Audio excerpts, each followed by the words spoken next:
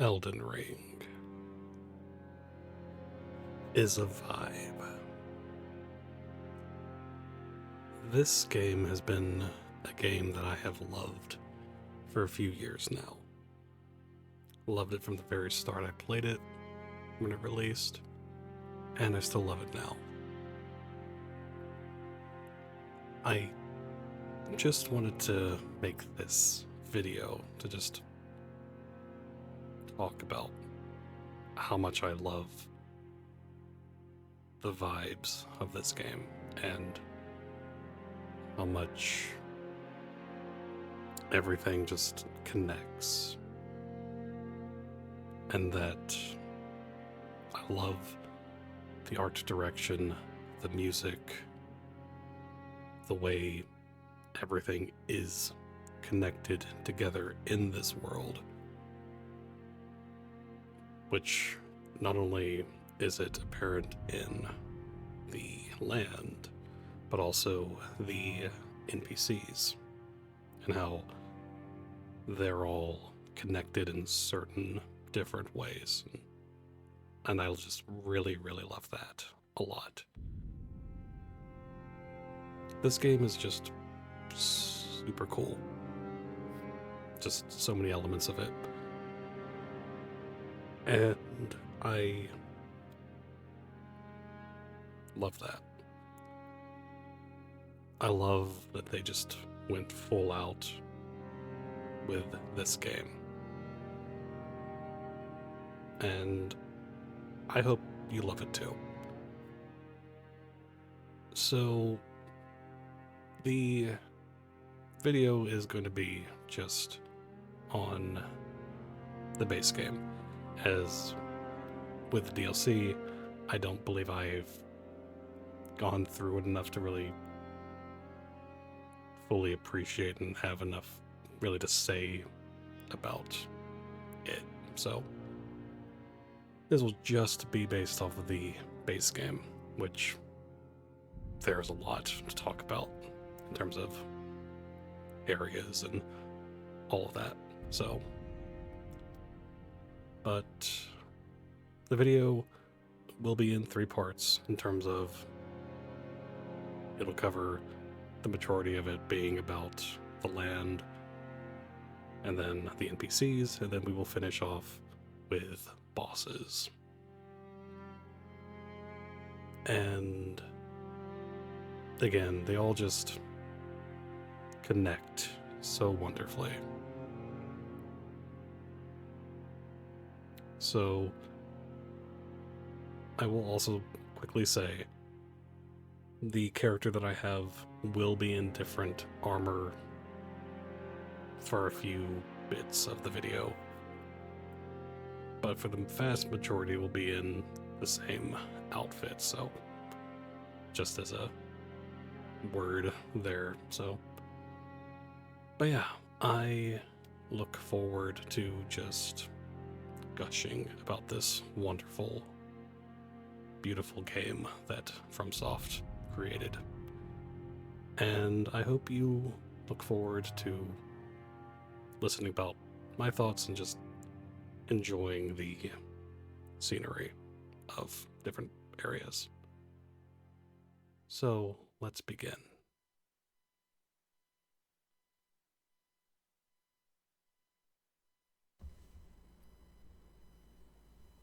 And now we come out from a wonderful tutorial for the game, and we open the door and we come to the first steps of Limgrave. Now we see just some wonderful visual tellings here, where you see Castle Stormveil, you see the ever looming Jrpg, you see a church, you see some other ruins, you see a bunch of things that are just visually telling you these are things you could go do. And I just love being able to see in the distance the Forge of the Giants, which you will not get to for a long while. And again, just being able to see so much just in this first little bit of the game. I really, really love it. It's just so good. And yeah, just the colors, the way the rays from the tree just hit. It is a wonderful, amazing feeling, especially on that first ever playthrough. And it's just so ever present, that tree. And here we see just gatefront and just how much, you know, just Godric's soldiers are here and whatnot, and it's just such a wonderful little bit of area. And we come to Stormhill, which again is just constantly windy, and I love that. And here we see the entrance to Mistwood, and again just that Erdtree and a divine tower there, and just again just the way the colors all work and mesh together is so good. It's, yeah. And of course, when I first played this, I went through Mistwood at night, so it was a lot different of a vibe. But again, even in the daytime, it is such a interesting area to me, with a few little interesting secrets and such. But being able to also see the bears there and all that is really cool. And now we're just here at this beach, again seeing the Erdtree and being below what is Caelid. And again, you can kind of barely see some of what Caelid is.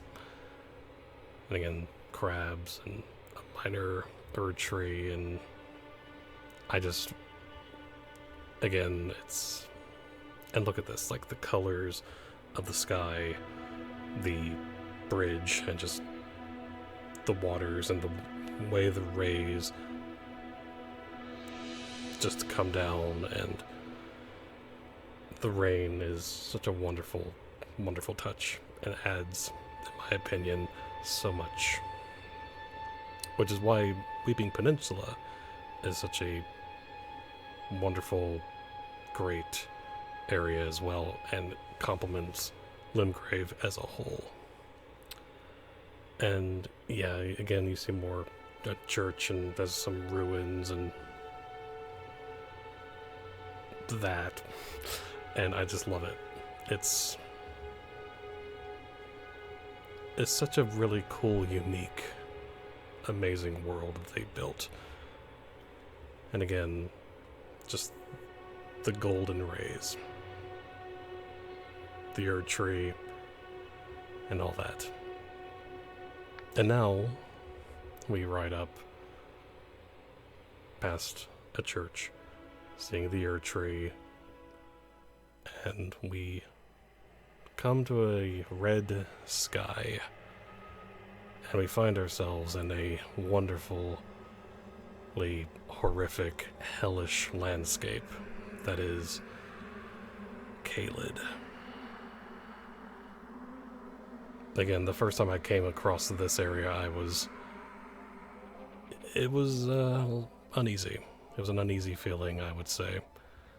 And even still, all this time of playing the game and all that, I feel like I've still not located all the secrets of Caelid. And I love that. I love that about a lot of the areas, really. But again, Caelid is just so wonderfully horrific about what happened and all that, and the many different creatures that you'll find here, all the large crows and dog creatures and the scarlet rot just everywhere. It has such a wonderful alien almost beauty to it. It's disturbing, but also strangely beautiful at the same time. Just the way of the decay and the way things just, well, have ended up because of what happened in the lore and all. Yeah, Caelid is weirdly one of the locations I really do love, and I mean, I love all the locations, but... And as you see, we are in the heart of Aeonia, where you have literal just geysers of rot spewing out, and I just really love it. It's really cool. And terrifying, but it's just really cool. I like it. And again, just the way everything is just designed. Again, the colors of the red sky and the way things are designed. It's a testament to how good FromSoft is as a dev. And they do this stuff the best. And again, just I love this area, and it's also very weird just seeing the rain with the red, and the red sky kind of dimming a little bit as mist, and it's just such a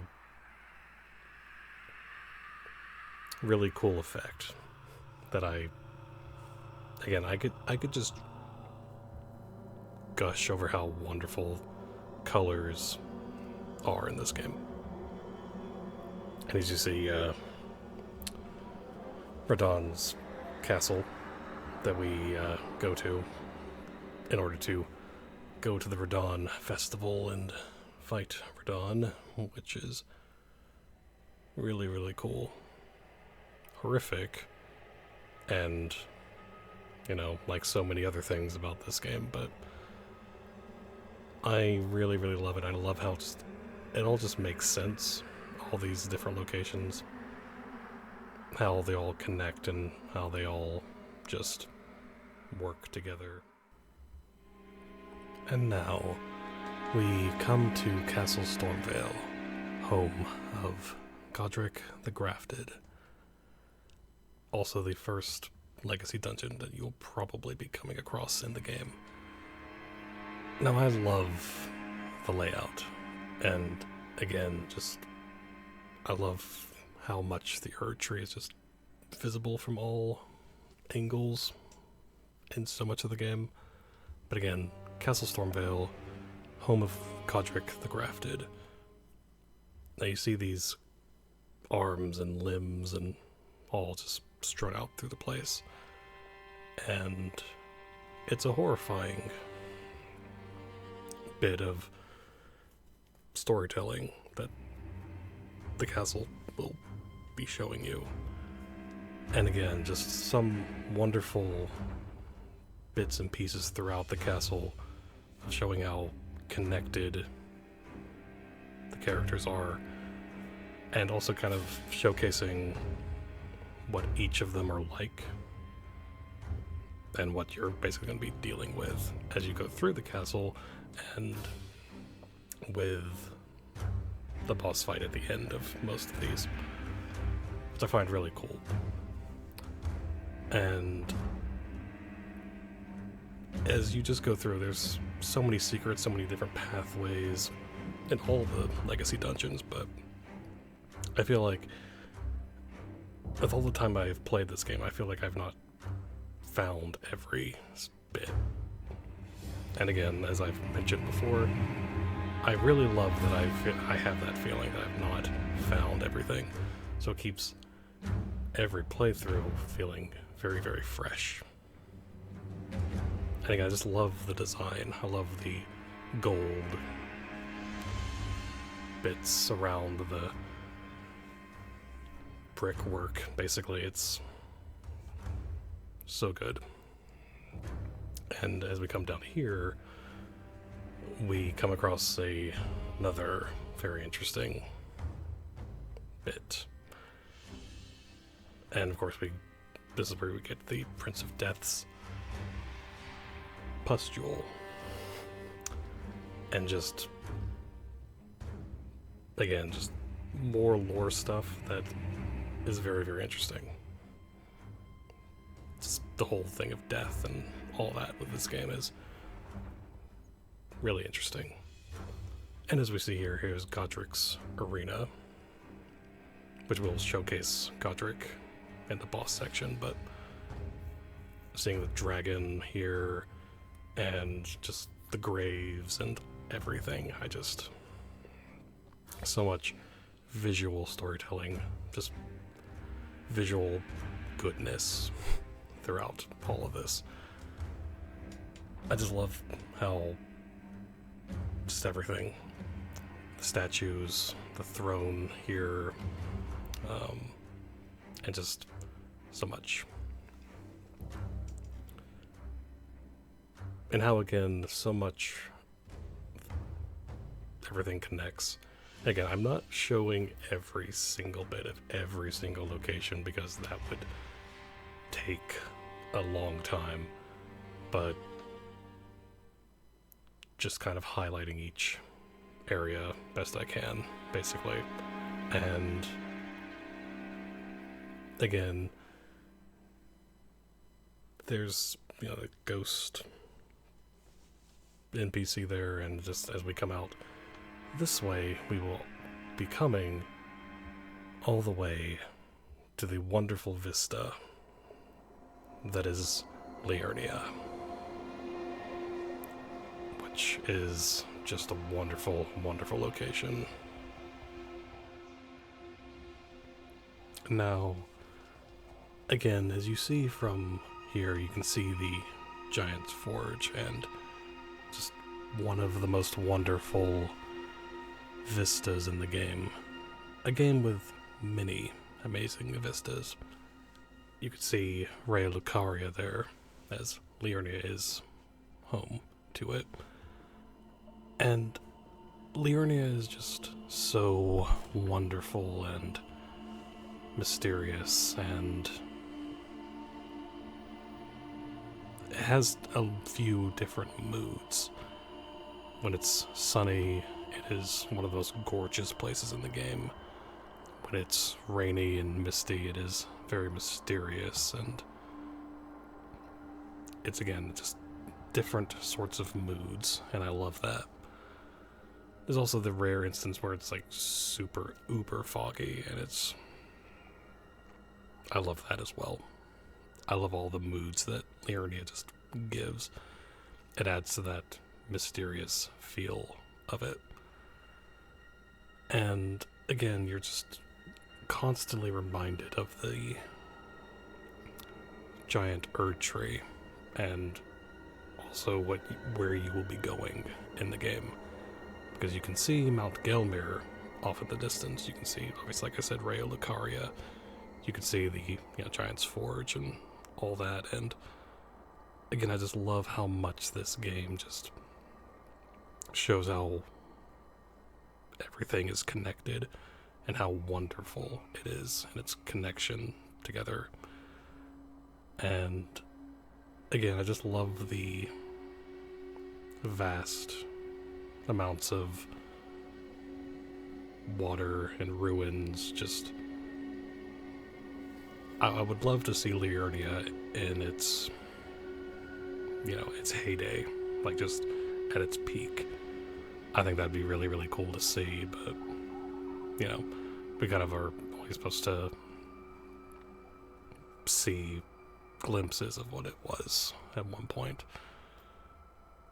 And again, I didn't really get it, didn't really catch it, but I didn't really get any good nighttime around Liurnia. Didn't really get a good nighttime scene because the moon is gorgeous wherever you are. And because, and here is Turtle Pope. We all love him. He is awesome. And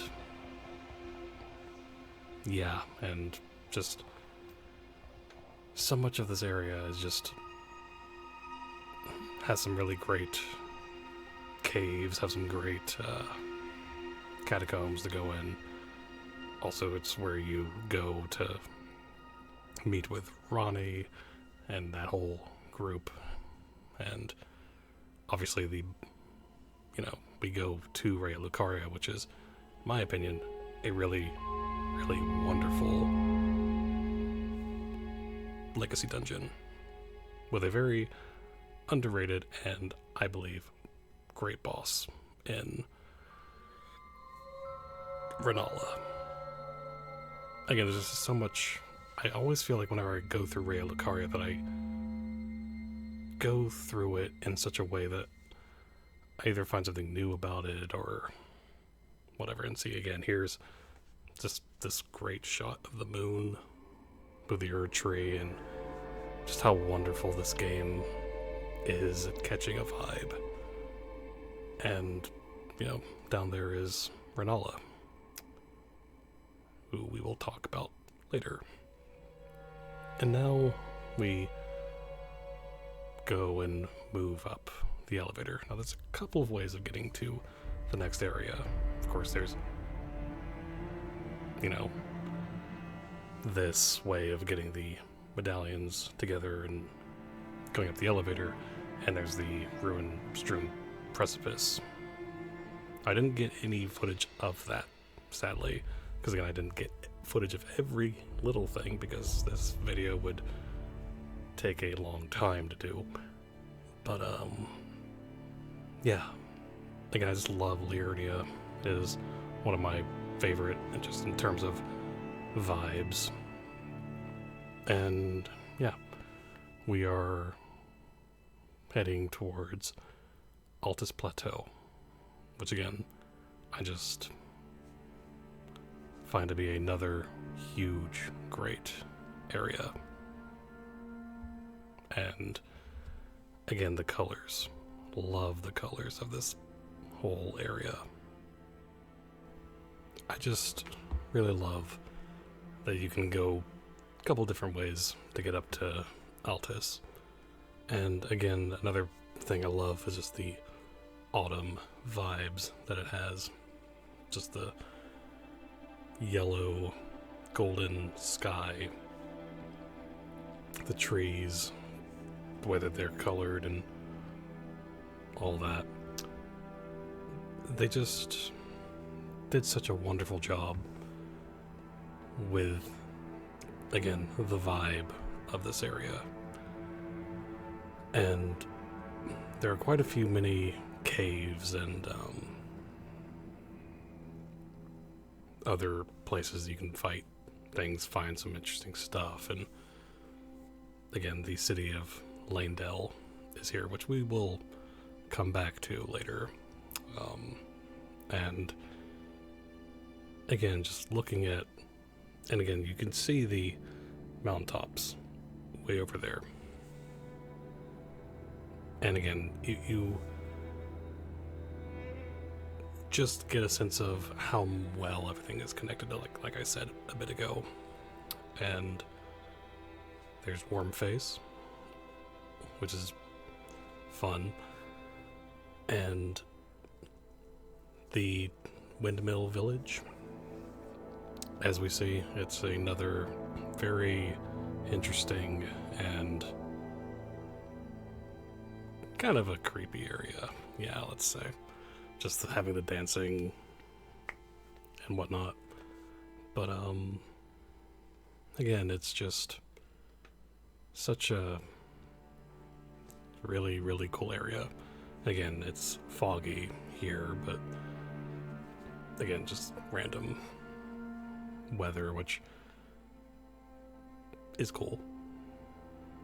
But preferred, obviously, having it all the time golden, but still, it gives a nice vibe and ambience to it, regardless. And there's the Shaded Castle, which is an interesting area. I feel like I don't go there enough whenever I play it, but it's definitely a interesting area.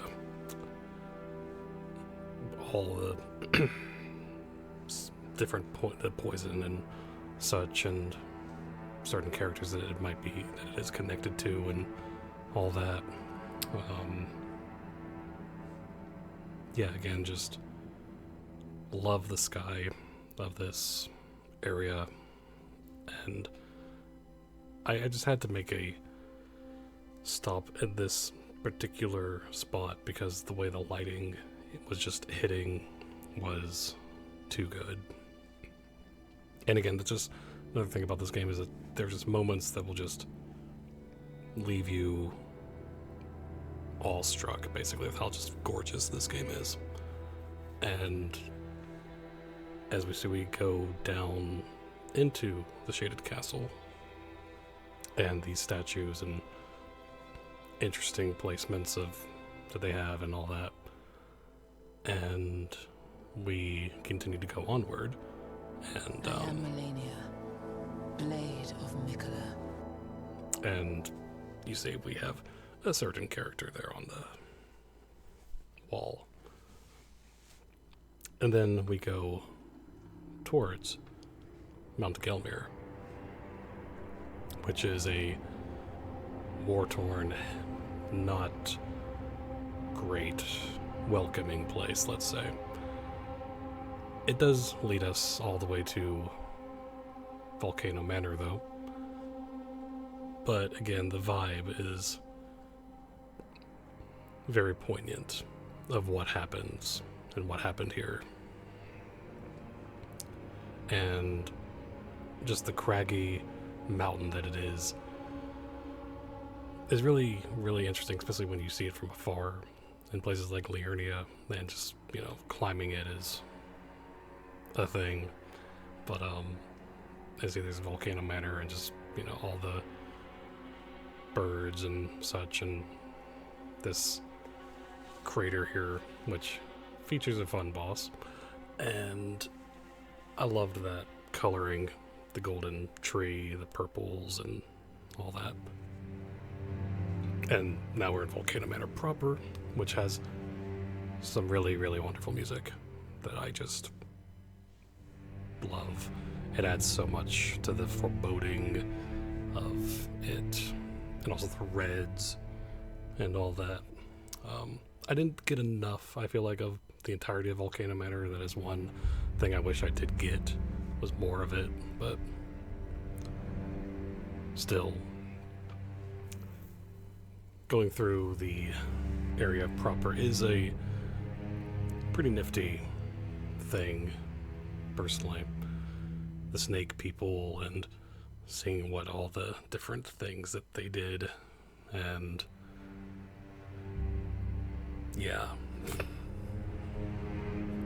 Again, I really like just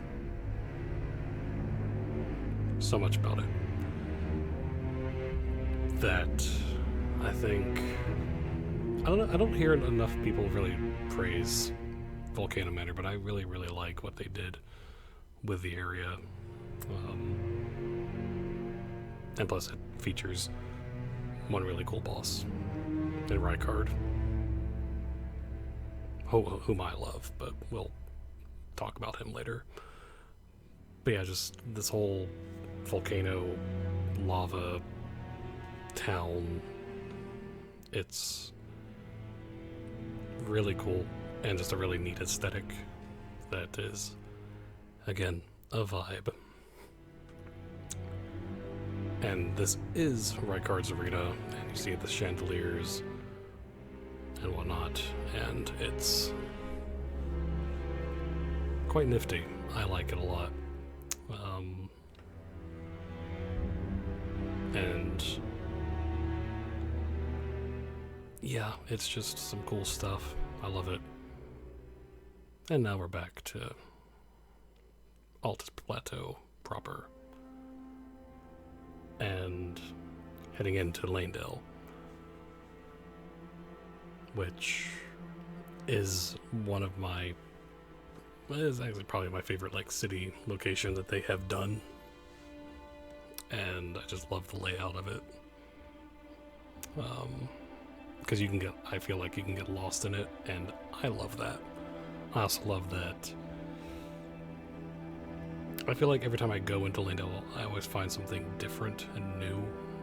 I say that a lot about a lot of the areas and places you go to in this game, but I really do feel like I always see something new each time, or something I forgot about, or whatever. And yeah, just again, the golden everything is just so prominent that, and again, these war-torn area here, that's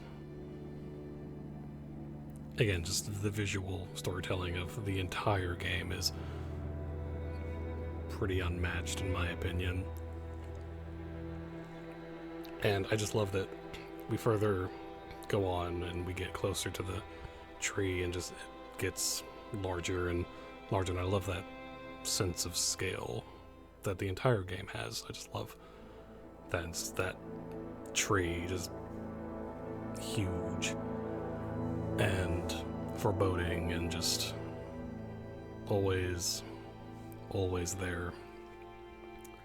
And again, you can see the mountaintops of the giants over there, which is cool. And yeah, we're just gonna head on into Leyndell proper. And I feel like I could have gotten a lot more in Leyndell. I feel like I could have gotten a lot more in a lot of areas, but again, if I did get all I probably could have, this would take a lot longer. But I probably could have made a video about each location individually, and probably would have had more time to breathe for each location. But again, just love Leyndell's music. I love it a lot. I love the lead in to it, walking into it,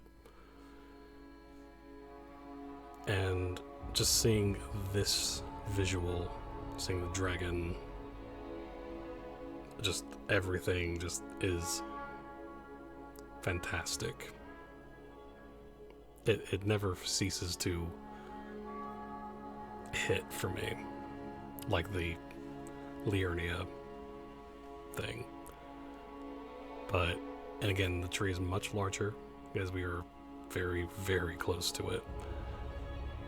But again, I just love heading on down into Leyndell and exploring it and finding all these different little rooms and all that, and the way they, again, just the way everything connects and everything just, there's a story, I feel, that's in every little location in this game, every area in the game.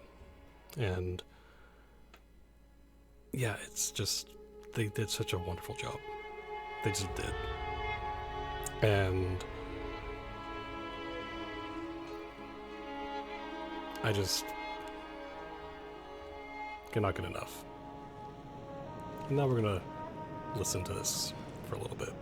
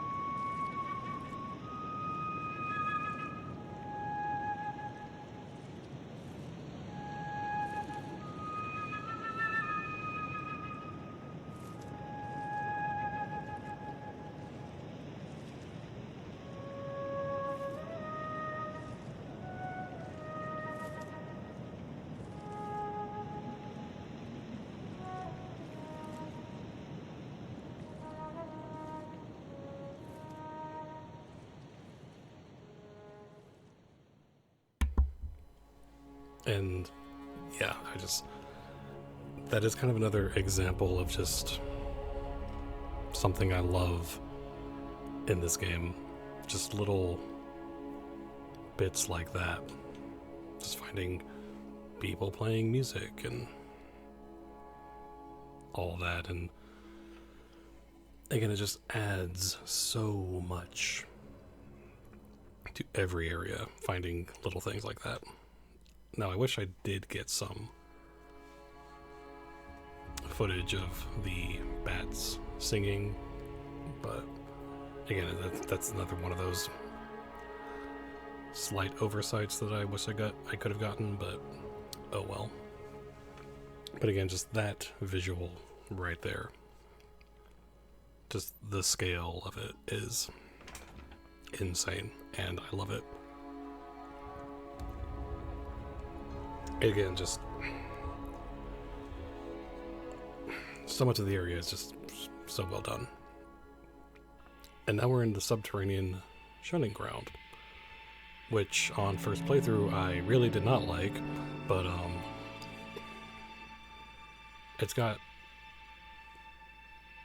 it's a very interesting location. And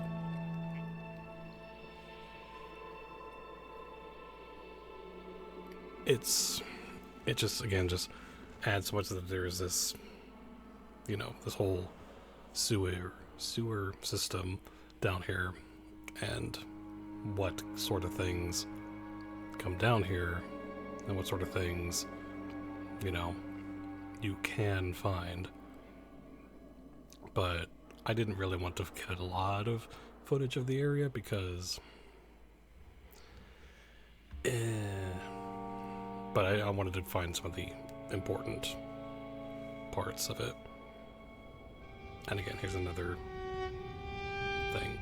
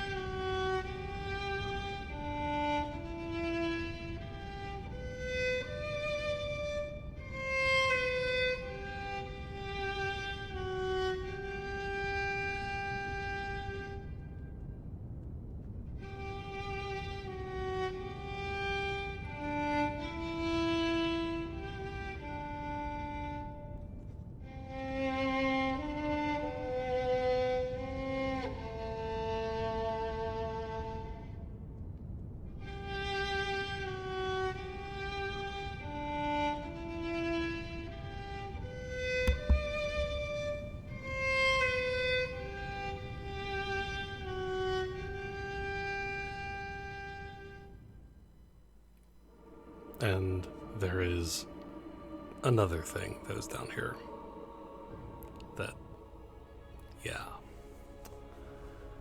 Anyway, we go up the dragon here, and again, just scaling this thing is just one of the coolest things, and just seeing all the different things down there, and again, Leyndell's like the game where so many things are just wonderfully connected together, and just again shows how, again, the overall game is wonderful and makes sense. And here we've come across the Round Table Hold in Leyndell, which was really, really cool to come across. And I was like, oh, well, that's interesting when I found it. And yeah, I love the Round Table Hold. It is probably my favorite hub area in the Souls series. I love that you can interact with different characters, and I love the aesthetic of it. I love the vibe of it. I love the different characters, like I said, you can run into and talk to, and get quests from and do quests for them and such. But yeah, I love so much that, again, it's a lore thing that I'm not getting into with this video because, well, it's not a lore video obviously, but again, I love how everything connects. I keep saying that, but I love how it all just makes sense to me. And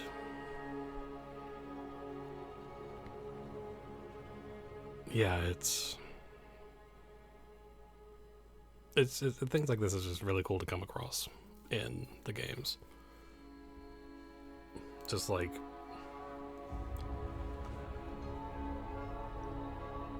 you know, all the different sorts of people that may have come here and in the past, and oh, it's so cool.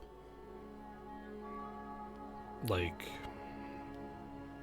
yeah, I think here I was trying to like get every bit of this roundtable hold as possible because, well, why shouldn't I? But of course, in this roundtable hold, we open the door and there's not a two fingers here. So, which, yeah. But that is still cool. I love so much of this area that it is just super, super good. And again, just taking my time, just enjoying all of it, and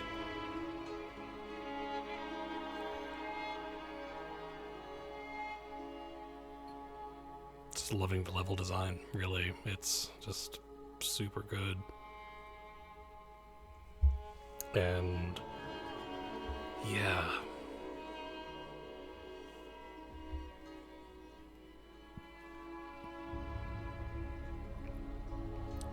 So yeah, so that's kind of really all what I mostly have to say about finding this roundtable hold here. It's cool. The roundtable hold is an awesome area. It's my favorite hub. And yeah. So on to the next part. Heading on up to... Now, like a lot of other players, I probably found the chest that sent me here. And I was massively confused when that happened, and coming across this area, I was like, huh. So, yeah, that's the thing that I loved that. I loved that moment, but I kind of wish it didn't get spoiled for me. I kind of wish I could have come to Leyndell and found that on my own without having to be teleported, but it's still cool that that kind of thing happened and whatnot. There's a few others in the game that do that.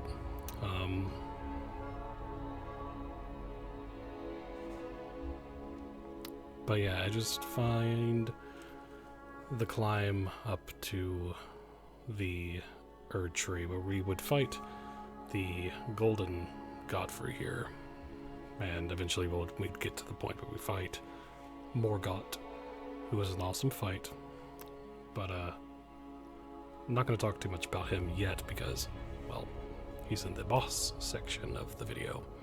So, but yeah, just the way this all connects, the way it all just connects together, and I love it so much. I love all of it. It is so well done, and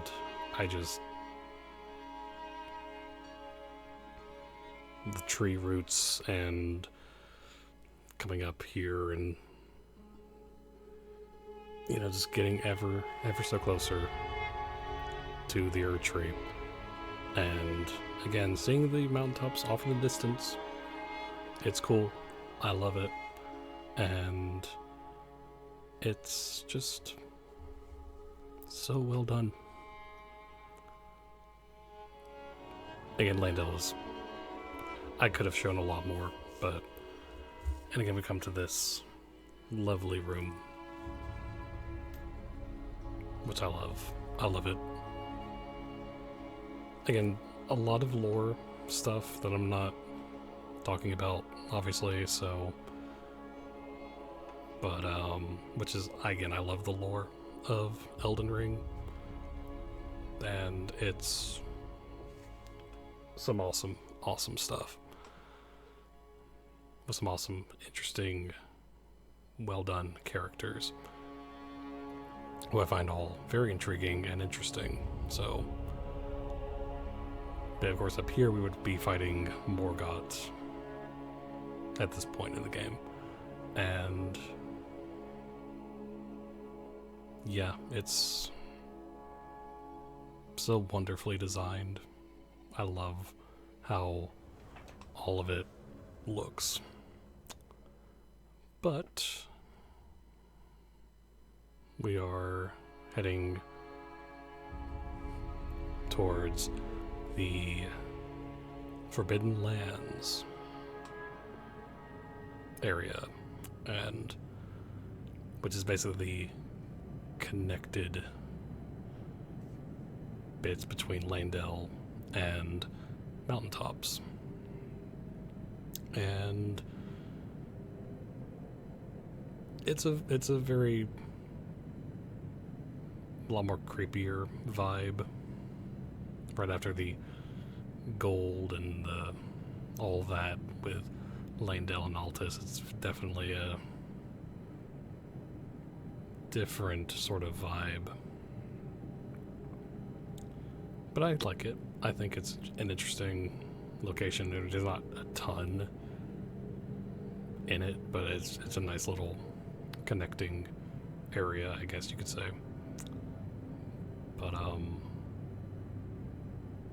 yeah, it's... I know you can fight a Knight's Cavalry and a Gargoyle. Yeah. So again, it's a very, very foggy location and snowy and just overall kind of a creepy vibe. But still love it. Still find it a really nifty in-between area. And yeah, so now we're going to be heading on up to the Mountaintops of the Giants, and another area that I really, really love, because Mountaintops is cool.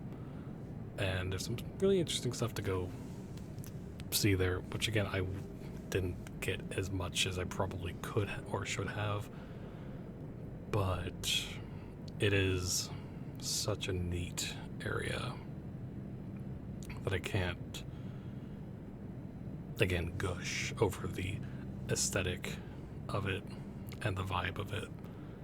It's really, really cool. But we'll get to that when we actually properly get there. This is another trip up a elevator that we have taken, and yeah, I love these elevators. I love the statues. I love how they work. I love it all. But yeah, we just walk on, and eventually we'll, come across the title card of the Mountaintops. There we go. And I just find it... I love the little spirit animals. I love the trees like that. I love that you come across a ruin first thing, and it's quite cold. It is a quite cold vibe, let's say. as it should, because it is a snowy mountain. That I love snow areas in games. Where I live, I don't get a lot of snow, so it's really cool in areas in games where you have that. And I just came across this random shot here, and I just loved just chilling right here. I love the color, the icy and the gold together. And as we see, the long bridge from this point to the next point of the mountaintops. And again, there's a lot to mountaintops I feel that I either don't go to or forget about, or I find something new every time I go there. Which again, I love that about Elden Ring, that regardless of how long I've played it, that I find new and interesting things about each and every area. But yeah, it's also just really cool to finally come to the area that where we saw in the very beginning at the first steps. You could see the furnace of the giants or whatever. And you can see it from the very beginning, and we are, now in the area where that is. And again, it just showcases and how good they are about making everything make sense in terms of connection and just the overall way the world works. And again, I just love it a lot. I love the vibe of this place. Again, I could have gotten a whole lot more footage, but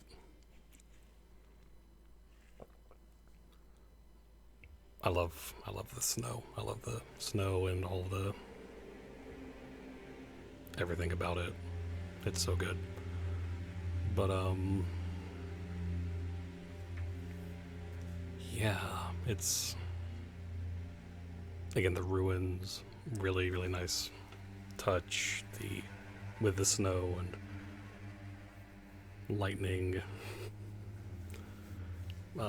Castle Sol, which is another interesting castle that I find to be pretty interesting, with one of the pieces that you have to get to the way to go to the Haligtree, which is cool. Of course, we'll talk about that in a little bit as well. But Castle Sol with the eclipse thing, banners and whatnot, it's really neat. It's really cool having just this castle like this in the state that it's in the snow. It's an interesting aesthetic and vibe that I just really dig, basically. And from here you can see the Haligtree, and I find that really cool. There's actually a few locations I remember that you can kind of see it, but we'll get to that eventually. But now we are on our good friend Torrent, and going on past a lot of things. So yeah.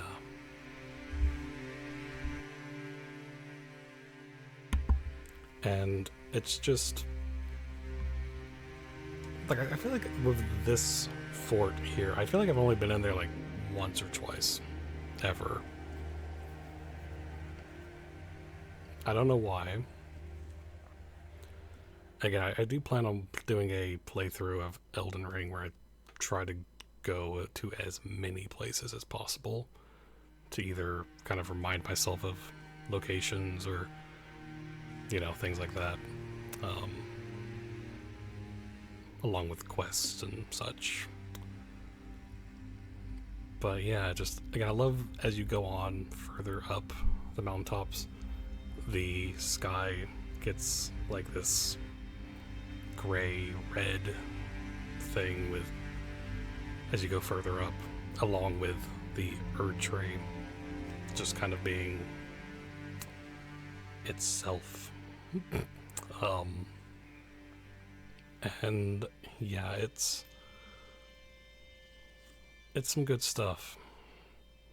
And again, the horrifying thing of all the giants being impaled the way they are and such, it is horrific.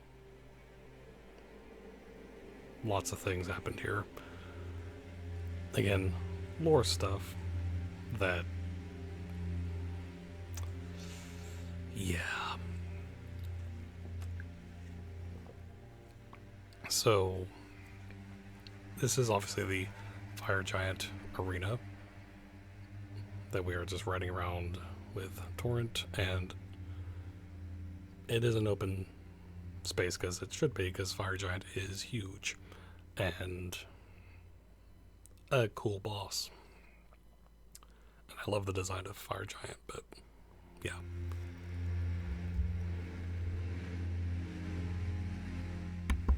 So yeah, so we're just kind of, going all up to the forge, and we're not going to be doing the burning the Jrpg yet. So, but I think, but yeah, I feel like there's more to Mountaintops I could have shown. I feel like I could have shown a lot more of more areas, but I kind of was tempted to make, instead of doing this one long thing of each area, just kind of doing each individual area like that. But maybe if I feel like doing that, it'll happen. But yeah, so it's really cool. Just finally coming to the Forge of the Giants, which we see from the very start of the game, just far off in the distance. You don't know what it is. So, but anyway, now we're going down another elevator, and this time to Consecrated Snowfields, which obviously will be going to the Haligtree. And I wish after I was done with doing all the recording, I wish I got footage of my favorite cave in the game, because the cave where you have, like, it's really icy and you have all that, and you have, like, the jellyfish and whatnot in it, and it's really, really cool. I wish I got footage of it, because it is my favorite cave, but I just didn't really focus on doing caves and things like that with the video, because I feel like if I were going to show a few caves, I would show a lot more, but I didn't. So, but the cave, that one cave, is really, really cool. But yeah, we are in the hidden path of the Haligtree, and there's some secrets here that are cool, and I just kind of point out, oh yes, go down there, and it's cool.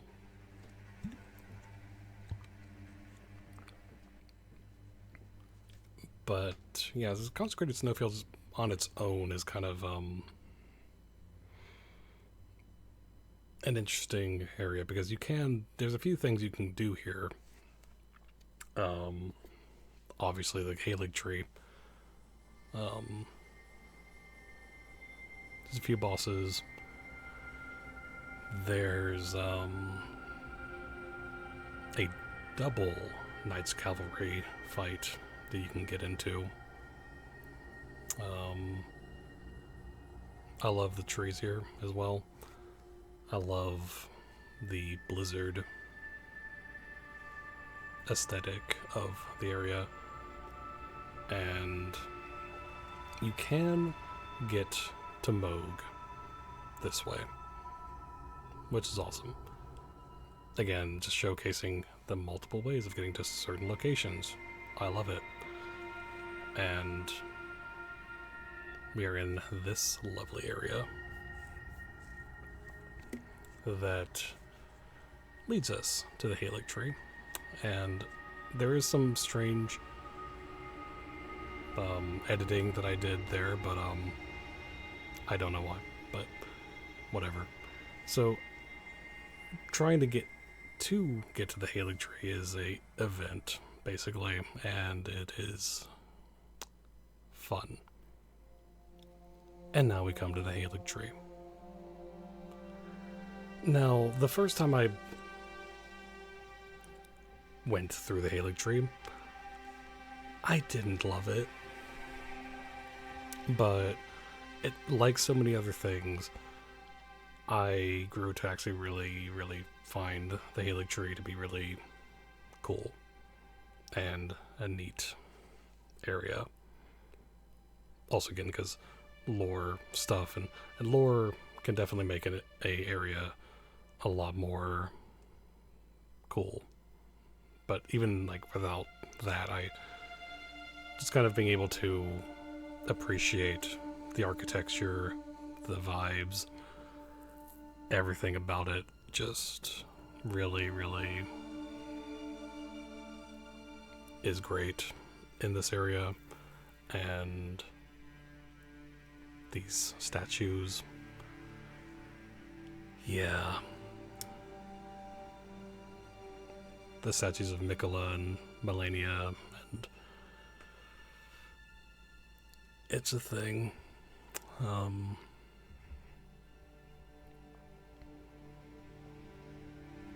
And we just, again, it's one of those things of the first time you go through, you don't know, if you don't know who exactly these two are going to be, unless, if you're not paying too much attention. It's, once you start putting the pieces together, it's like, oh, okay. It puts them into a little bit of a different light. Because again, lore stuff between Malenia and Miquella are, yeah. So we come here, and I love this place's aesthetic. It's so good. And again, I feel like I could have gotten a whole lot more from this location, but I just didn't. But I don't want to keep saying that, so again, just there's a lot of stuff in this location that's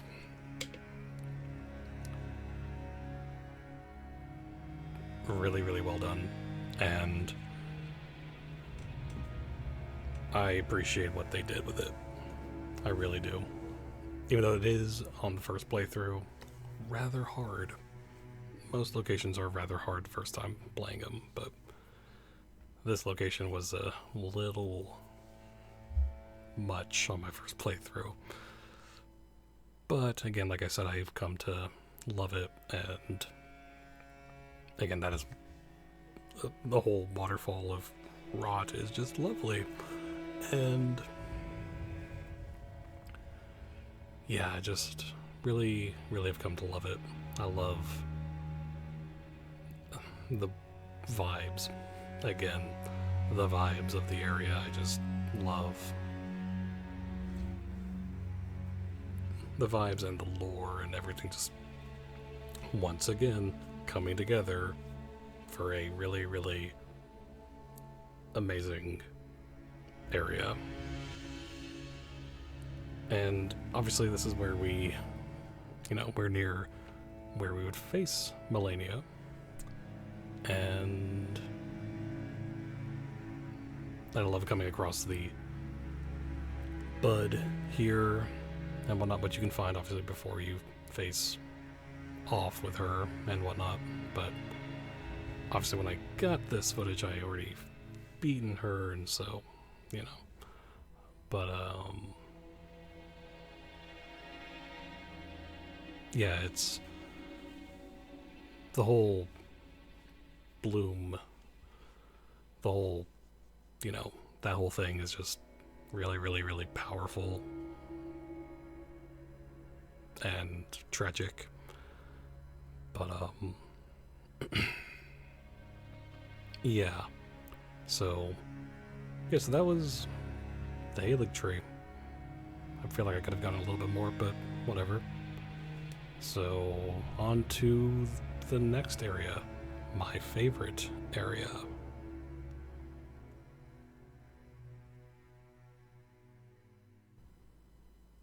And now, my favorite area in the entire game.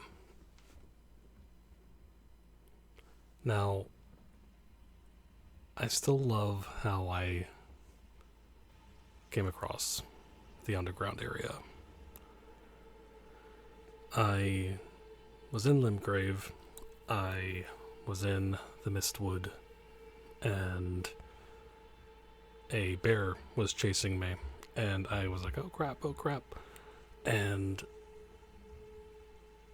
I just see this building, and I'm like, screw it, and go inside, and I was like, okay, there's an elevator, I might find something interesting here, who knows. It's away from the bear.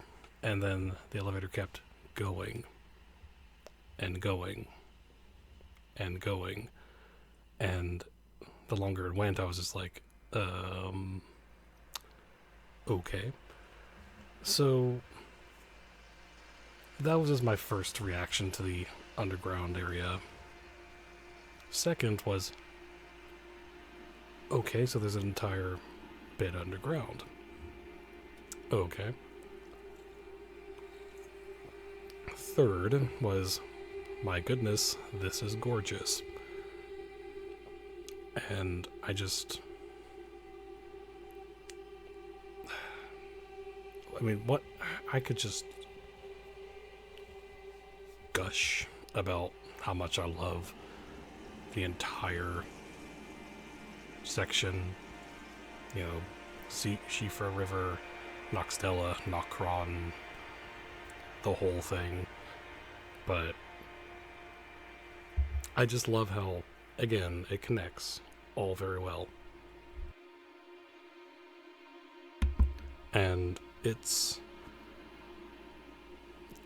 just such a gorgeous area. The fake night sky, basically. And again, I love how the underground teases Mogwin Dynasty, Mausoleum, or whatever. It's like, this is where you're going to be ending up, and such. It's again kind of like how in, you know, the overworld, where you see, you know, the Forge of the Giants, and you see, you know, that's the location you're trying to get to. Obviously the Jrpg, but, you know, that's the location you're going to get to post that. And I just love, again, how everything is just connected and makes sense, and I love it. I love all of it.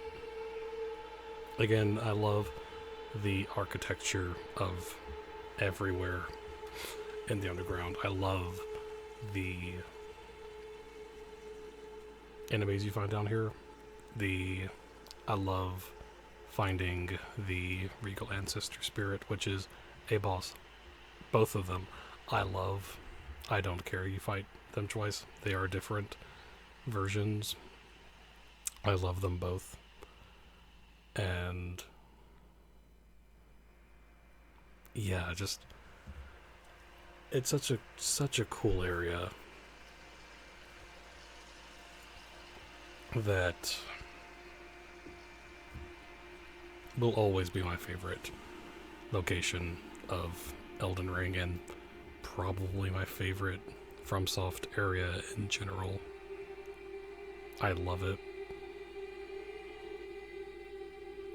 It's kind of like where I love the snowy environment. I also love,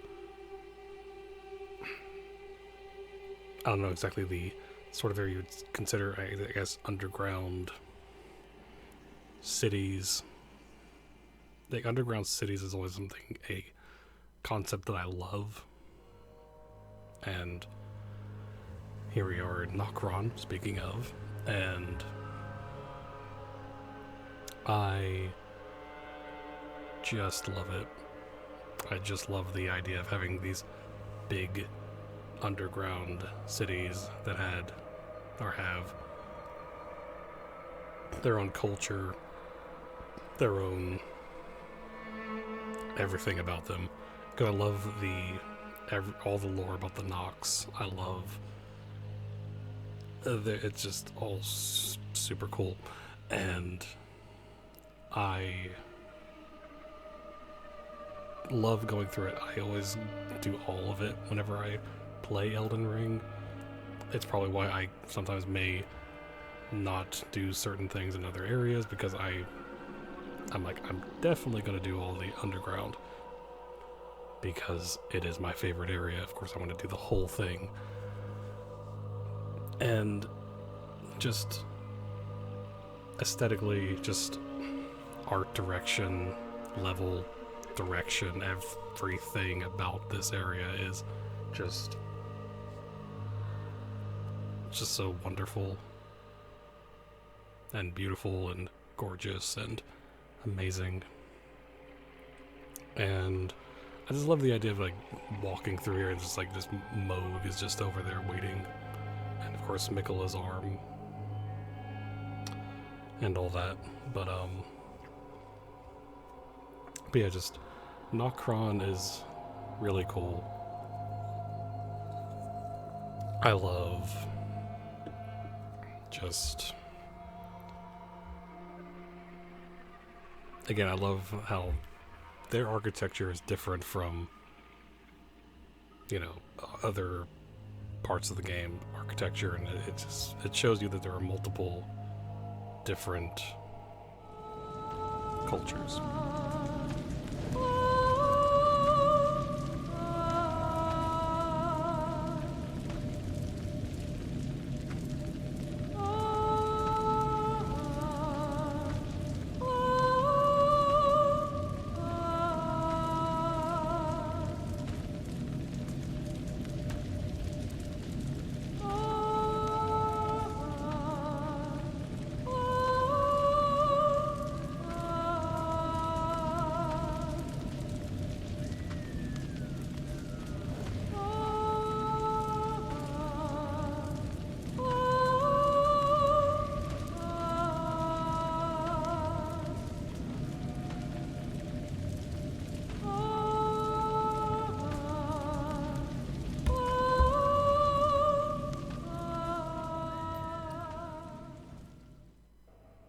And again, it just, I love it. And I think the other thing, because it's, the underground stuff is all basically pretty much connected to my favorite character and my favorite quest line in the game, Rane. And just, I love just everything about it, and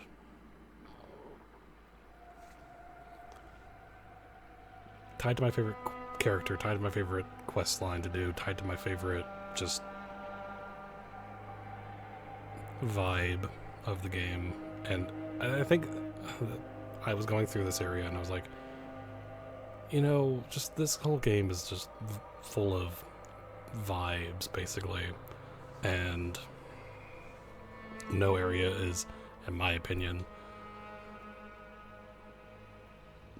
no other area beats this, in my opinion. But there are other great areas, obviously, with great vibes and whatnot. But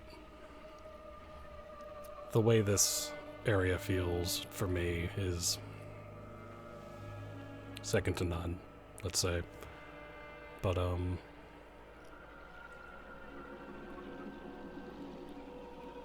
again, I love the giant statue. It feels like it's going to be something that's going to like reach down and like grab you, and I don't know, I love it. But yeah. Of course, there's another ancestor spirit, which I love. And I will continue to say I love it because I love those bosses. And yeah, this one I mean, but I really, really love it. Made a little mistake right there, but that's okay. Did not mean to take a sip. And yeah, it's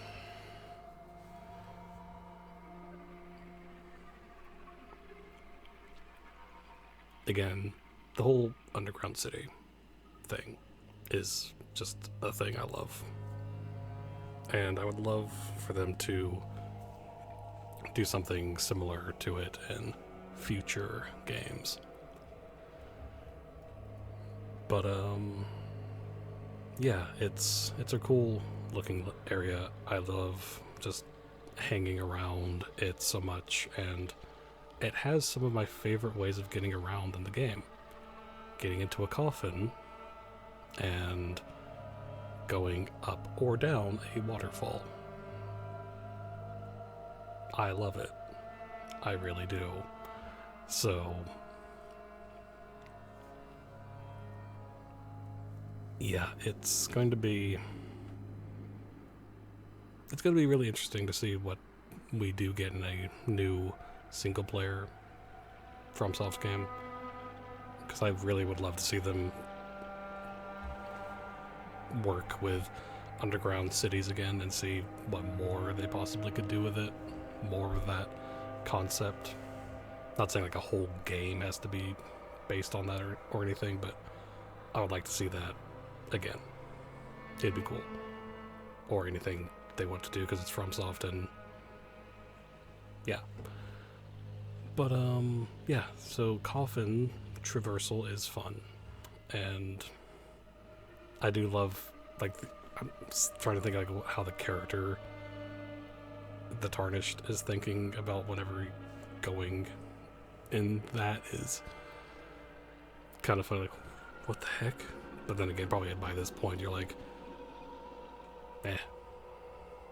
just kind of going with it. But yeah, deep root depths. Another neat part of the underground area, where obviously you would eventually go fight Fortisax, and if you're doing the Fia questline, which I love that quest as well, which also that's tied with some lore stuff with some important things. And again, this is kind of another vibe that and there's some stuff about deep root depths that I find intriguing about the placement of it and all that, but again, that's, you know, I did mess up here. There was HUD, whatever. But again, this right here, great visual of, well, you know who. And it's such a good and terrifying and horrifying visual, and it just is great. I love it. And here we are with another coffin. So just gonna travel down again.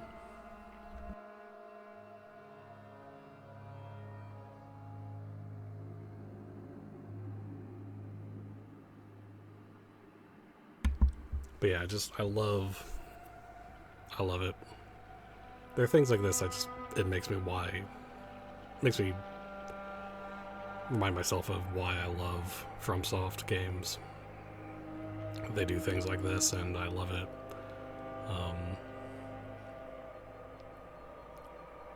It's cool. But, I do find it funny that I did choose, like, DLC armor or whatever for this video, and I'm not even doing any DLC stuff. But still, I like the aesthetic. But, yeah. So, Ainsel River.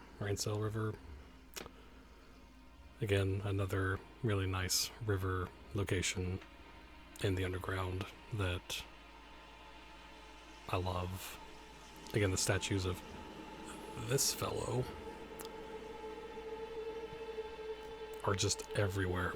He's also everywhere up on the mainland, or the main area above ground, and some interesting stuff about that.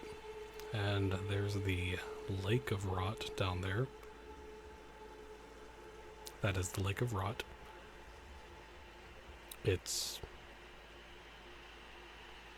quite horrifying, to put it nicely. And again, another one of those statues, which are cool, which I love. And again, I feel like they're gonna like reach out and grab, but yeah. So we are into the next area, Noxtella. Yeah, and I love the Nox lore and their looks and all the weapons they use and how they work, and it's really, really cool. I find it to be very intriguing. And yeah, we just keep on going, and I love that you fight giant ants down here, and obviously you have some basilisks around and some other enemies, and I love the variety that you find actually in the underground sections. Of course, there are Nox riding ants, which is pretty fun.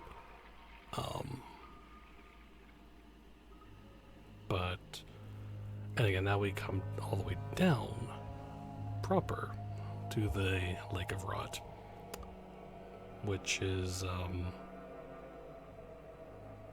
lovely. It is a lovely location. It is the most gorgeous, beautiful vibes we could have. It is a vibe, though. Like, it is... yeah. And we are in the Grand Cloister. Yeah. And again, I love the architecture here. I love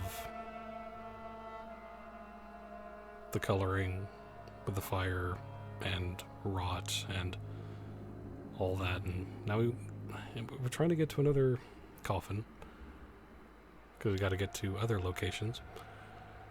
And yeah, so there's not really much that needs to be shown about the Lake of Rot anyway. There's some stuff in there, but you look at it and you're like, you get the vibe of it. So, but we do get to go into another coffin,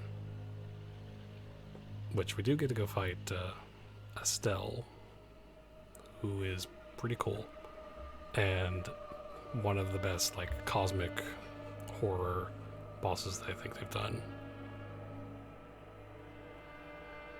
Because, yes, Elden Ring does some cosmic horror, and I like a lot of it. It is all really, really good and cool, as someone who likes that sort of thing. But yeah, it's I love the underground. It is a special location to me. It will always be a memory in my mind that first time playing it, going down the elevator all the way down and just being like, what's going on? And just really, really loving all of it. So, yeah, I feel like, I don't know like how many other people have the underground as their favorite area. It is mine. But, again, I just love the fake starry sky.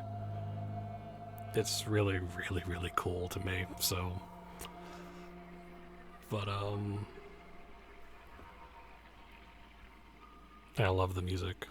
I love the music that plays with the, Regal Ancestor Spirit. It is... I guess I should say, in the boss section, it is going to be the music that plays throughout the whole thing, because I'm not going to have all of the boss music for every single boss that we show, so, because I would get tonal whiplash in terms of like awesome heroic music to Ancestor Spirit music, which is, you know, a different vibe. All amazing music. The soundtrack of Elden Ring is fantastic. Anyway, the Hill of Albinarchs, just hanging out, just relaxing, and we are getting closer to Mohgwyn Palace, where Mohg resides, and again, just the bloody river, basically. It's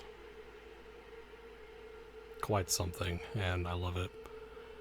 And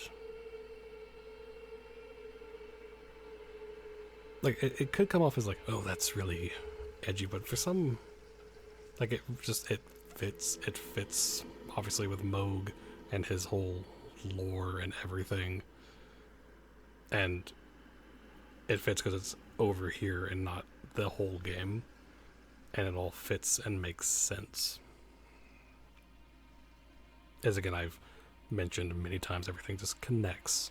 Everything makes sense with how everything just is connected. But again, I just vibe with the architecture of this location. I love all of it. I love, again, the vibe of Mohgwyn Palace. And there is a giant cocoon with Miquella. And obviously the starter of the DLC and all that. And I love this arena. It's so good. And I don't know who this person is. I don't know why they're in the video. I don't know who that is. So they're just there. But yeah, so anyway. And here's the burning roundtable hold, because we have now burned the Liurnia and all that, so everything is like this. Now, I didn't know exactly how to get a better transition between going from Mountaintops to Farum Azula, but because I wanted to show the Melina stuff in the NPCs, so. But I, again, love the roundtable hold. I love just walking around in it. I love interacting with people. I love just the whole of it. And the two fingers is, yeah. But,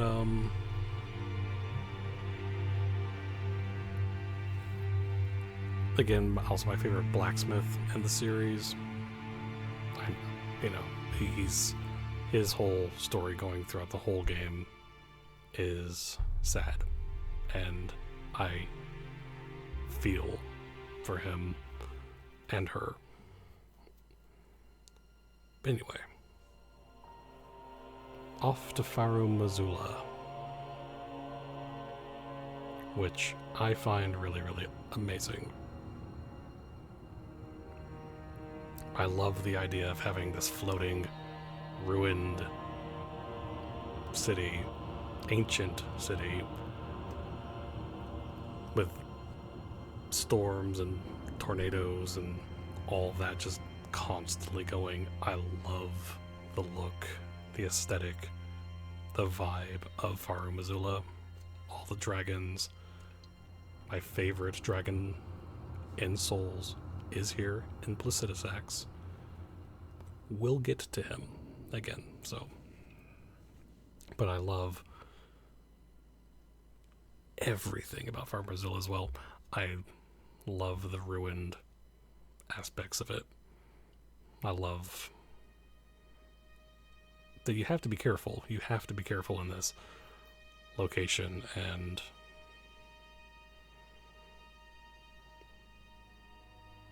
it's so amazing. And just, again, I love the different architecture. It's just really, really good. And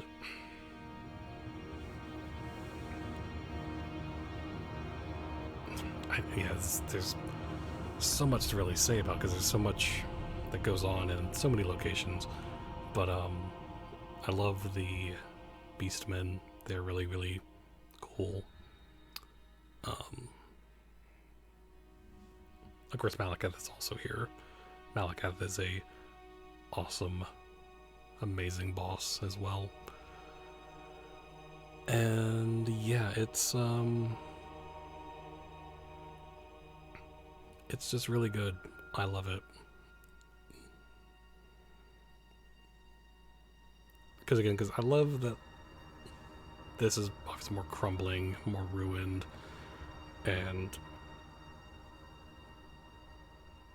I love that shot I got of the burning Jrpg, and you have the forge of the giants there, and you can see so much of the land. What I love is, like, you can't really see Farum Azula too good, if at all, really, from the ground, but you can see some of the other locations of the game, and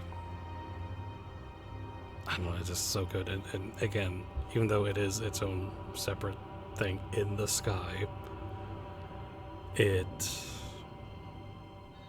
still connects. Everything, again, just connects so wonderfully, in my opinion. And yeah, just all these, like, I sometimes imagine, like, what it smells like in these locations, and just, I can imagine just, like, super old, ruined, dusty, you know. I don't want to think about what Caelid smells like, but yeah, like, it's just really cool. Like, I feel like you're going throughout Farum Azula, you're some kind of archaeologist, just uncovering things and mysteries about the location and the people of Farum Azula. And again, I love all the dragon stuff. Dragons in Elden Ring are super cool.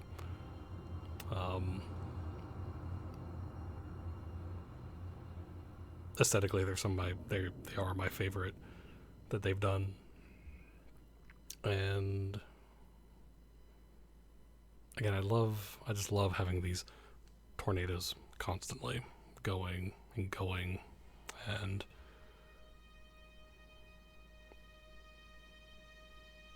it's kind of another one of those things where I would love to see Farum Azula in its heyday, basically. Kind of like how I feel about Liurnia. I would love to see both of these locations in like their prime, would just be cool.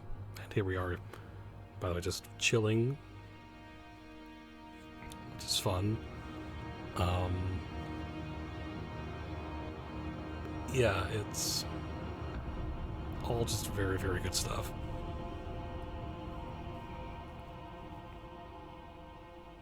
Like, again, just imagining just how much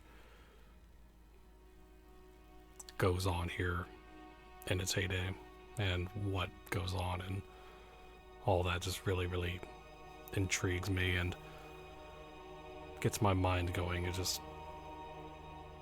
you know, you get bits and pieces, obviously, from the visual storytelling and all that and the lore and such you come across, but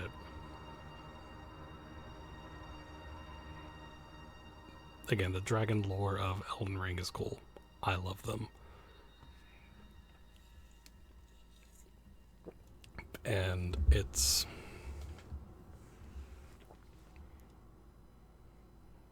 I don't know. It's sometimes it's kind of hard to come up with words about what, you know, feeling and whatnot. But of course, here's Malakath's arena. It's really, really cool. It fits the boss fight perfectly, and love coming up to this statue. It's just that visual right there. I love. And yeah, so that was pretty much, well, we still have one more, but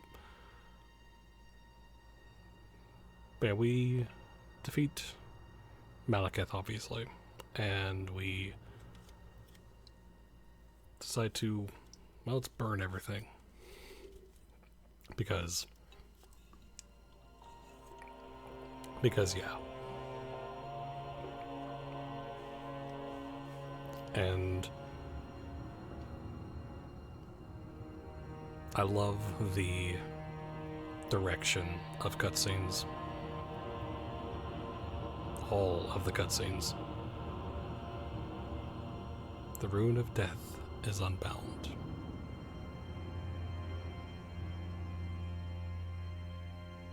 Again, I love the direction of the cutscenes and just how they work and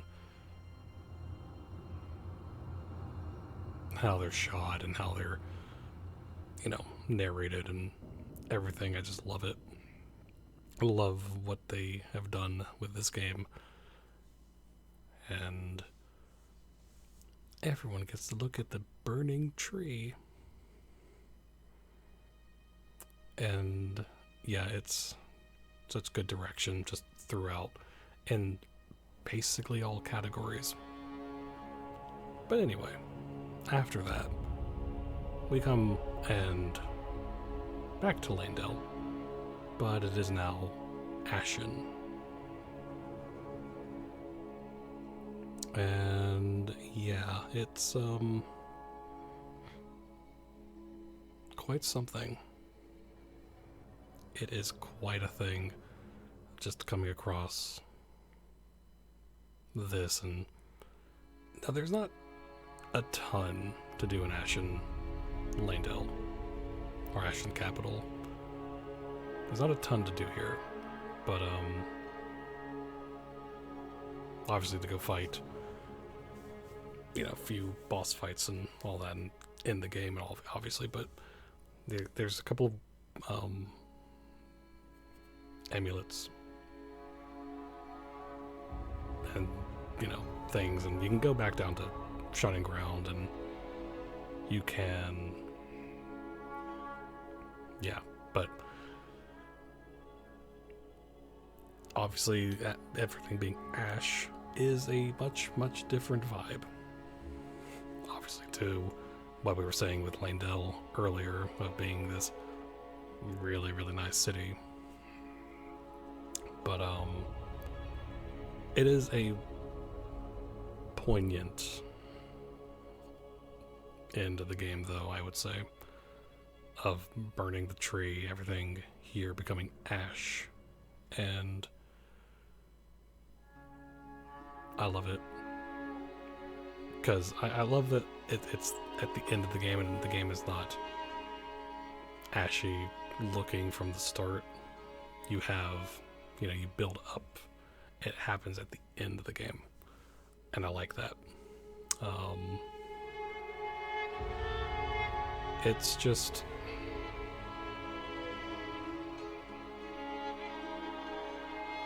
it kind of has that feeling of you're at the end and you've been through a lot, and now we come to NPCs, and there are so many NPCs in this game that I obviously could not get all of them. I kind of just wanted to focus on specific ones, and again, kind of showing more of the round table hold and the people that are around there and such. And they did such a wonderful job with the NPCs, the quest lines, the voice acting of so many of them are just so well done, and I just love what they did with the NPCs of the game. Because this is the first Souls game where I feel like I care about multiple things, multiple characters, and quest lines, and just I think it's definitely the first Souls game that's made me like really feel about a lot of the NPCs and characters, outside of like, one or two in other games. This one has just so many.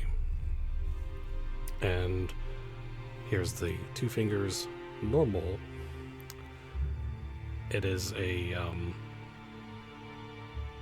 scary vibe and should not be trusted, and but still it is an interesting part of the overall connected world of Elden Ring. And yeah, and like as I mentioned, Hugh is one of the best characters. I love, as you go through the game, where he's at with dealing with things, and it's so good, and I do legitimately feel bad for him. He is a great character, and his connection with Roderica is great. I love the two of them. I love how both of them are in the game. They're both extremely, helpful with gameplay, but also it's not just that. The more you learn about them, the more in depth they get. The more you learn, the better you understand them, the more you care for what they do and say and all of that.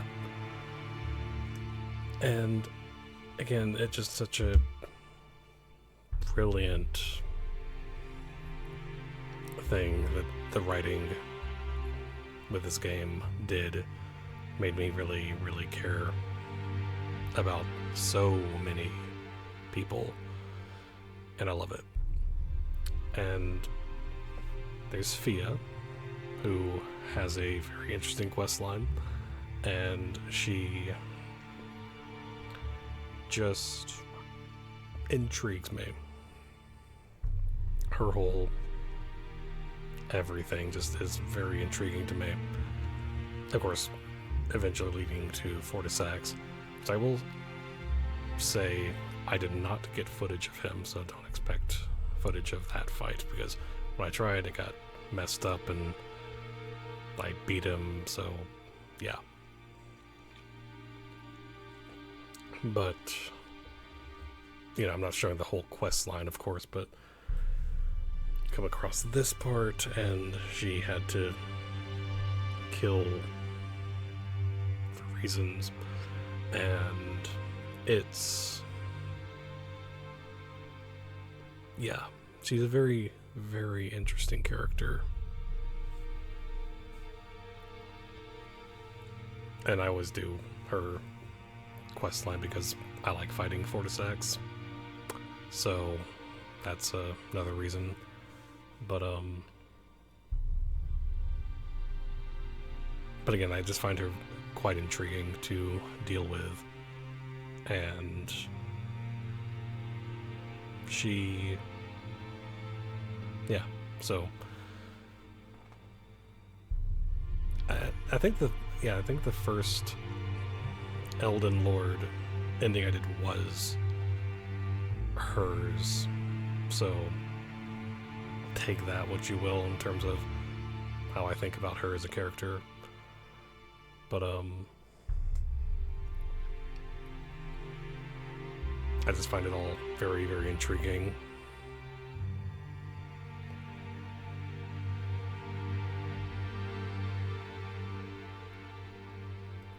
And yeah, it's just how death works in the whole land. It makes her a lot more interesting to me, and yeah, and she gives good hugs.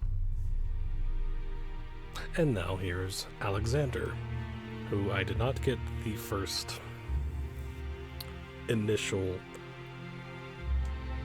meeting with him, sadly, but I love Alexander. Alexander is cool. He's a cool guy. Again, I feel very sad at the end of his questline because, yeah, I love Alexander though. He's a very well done character who just, yeah.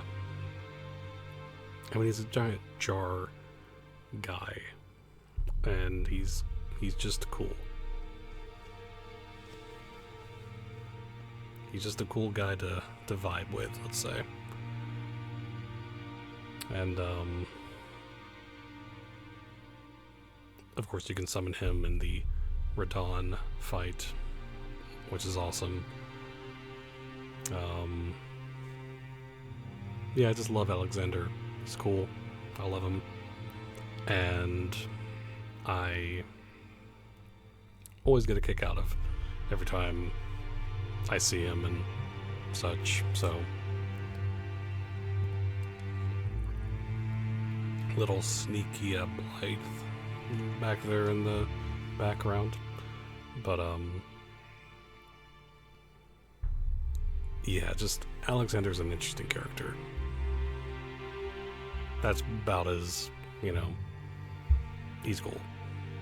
His quest is quite good, and I enjoy it, so, and finding all the different things he gets into. And there's Gowry. He's obviously tied with Millicent, and how Millicent is tied with the Rod and Melania and all that, and yeah. And he's interesting. He is interesting. Yeah. But we'll be getting onto Millicent here. There she is. And her quest line is quite a time. You can get some good rewards with however you do her quest line. And I feel she's again another character I feel for, because regardless of what happens, it's but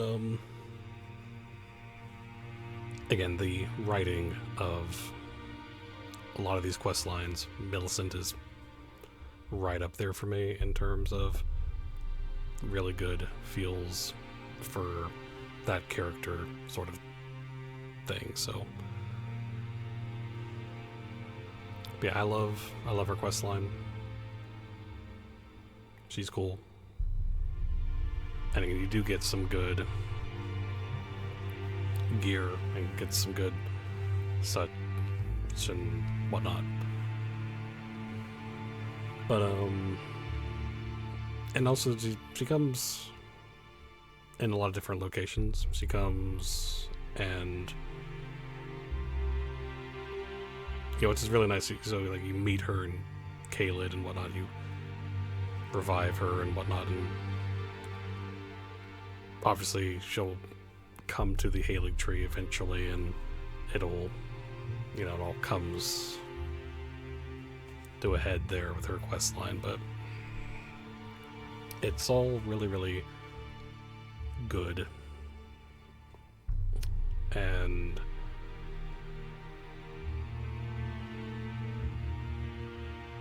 it's kind of it's a testament to the writing and the quest design of, even after knowing the outcome of certain characters, whether how tragic it could be or what have you, to do it multiple times and always find something new about the quest line, something different that they say, and or something you catch up on what they say and all that, which I really, really love. Again, it's kind of like exploring in the world. You'll find something new and different every time you converse with these characters and all that. And again, she says there, I am of Millennia's blood. So, yeah. She's interesting. And,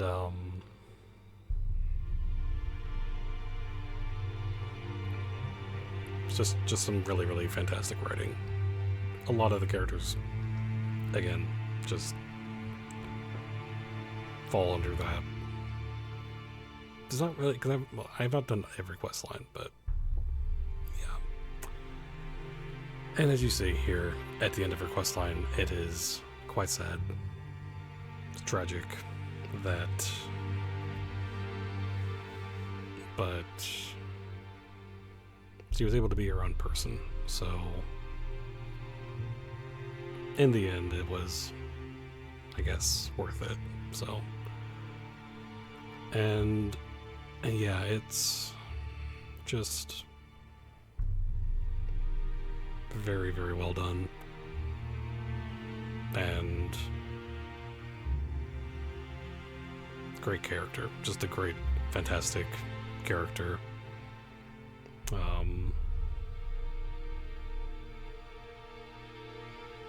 And just how the Scarlet Rot is in lore and what it does to characters, and yeah, it's a thing that is sad. And we come to Jrpg, who I didn't get but just this scene, but yeah, where he yells about the chaos taking the world and all that, and the whole quest line that he's involved with, and the quest line basically in terms of all the madness stuff is a thing. So I have done once with a different character. And it's just, it's all still interesting. Like, cause they could go with the whole madness angle, and it could be just kind of, I don't know, like typical madness sort of thing, but they managed to make it really, really interesting. Still, you know, I would never really go out of my way to do any of the stuff per se. Like I did the chaos ending once, and I don't want to do it again, so it was enjoyable getting it for the one time, and yeah, I'd rather go with the ending I generally like going with now, so. But, yeah, so, but Jrpg and all of that is an interesting character. So, yeah, again, there's not much really for me to really say on the character. There's some really interesting lore, some great, cool lore there, but yeah. Anyway, so we move on to Jaren, who has a very cool outfit. And he has a cool outfit. Yeah, he's an interesting one. And there's Ichi, who I love. I love Ichi. I love the team of Ichi, Blythe, and Ronnie. I don't care about Celivis. He's still interesting though, but I adore Ichi, Blythe, and Ronnie, and all of them. I do. They're my favorite, you know. And there's my boy. Blythe is my boy. He is the coolest. And I love that they could have very easily made him like this really gruff wolf, like with his voice and whatnot, but I really, really love they did not do that. I love that he has a really nice, cool Welsh accent, and I love it. But Blythe is just awesome, and I love him from the first time I saw him. And he's a cool dude. He's a cool guy. And again, what happens with him is tragic and sad, and I always feel whenever that happens, but he's awesome.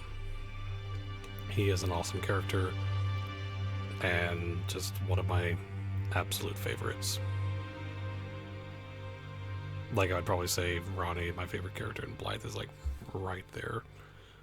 Because again, they're tied, so like tied together and such. So, and I love it. I love them.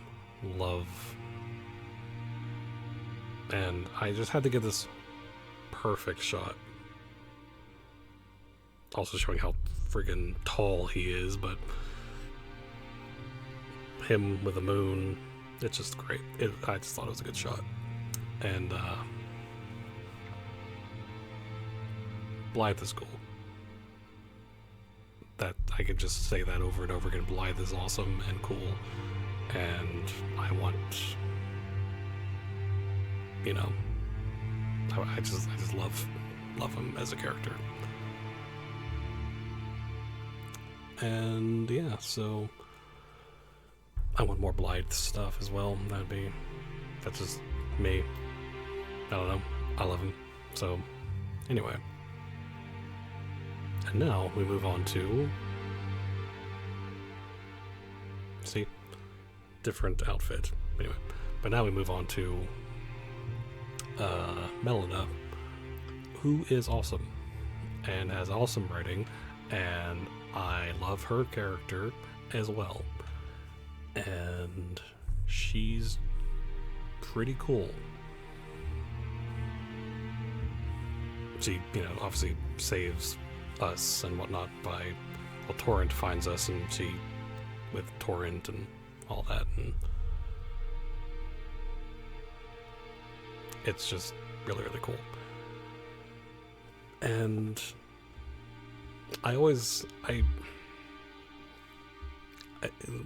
we'll get to it, but she is a fantastic character. And I didn't get every single time she comes and speaks with us, but I love the companionship she has as well throughout the whole game as we go along.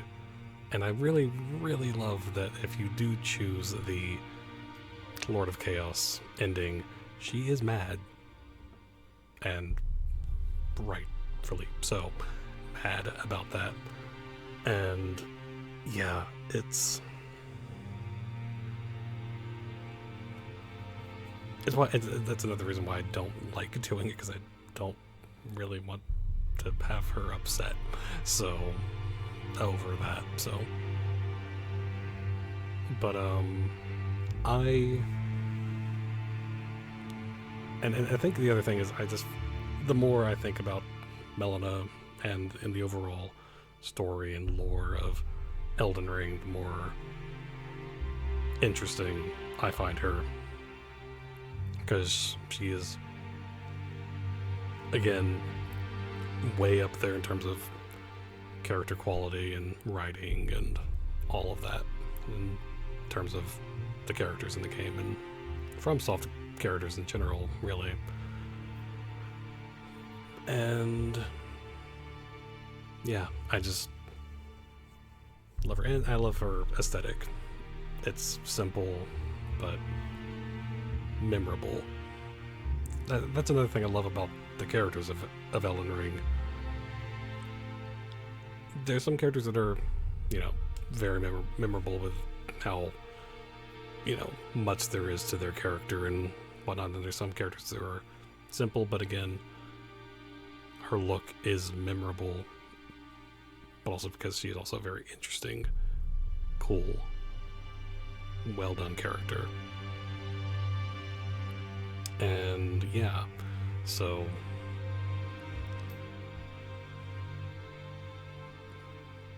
again, I just love that she is like Torrent, along for the ride, almost.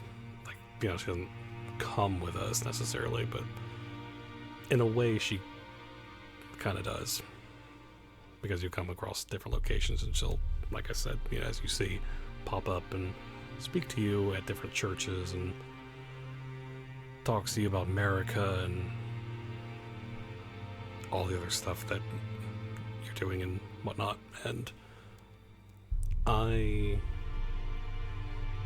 love it because she also does really good, lore, and she tells you about America and what America's said and etc. and all of it. And yeah, it's, again, what happens with, I believe, the upcoming scene, where, she has to be the one to burn the tree herself, because lore reasons and all that. And it makes me sad every time. But obviously it's an understanding kind of a thing. And still, though, maybe we'll get to it when the scene actually happens, but I do love it. I do legitimately love, again, the directing of the scene and the voice acting and everything that she says. But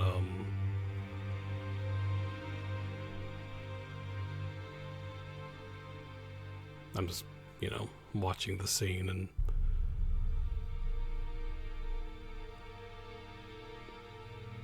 because the thing is, like, the Lord of Chaos ending is just, in my opinion, just kind of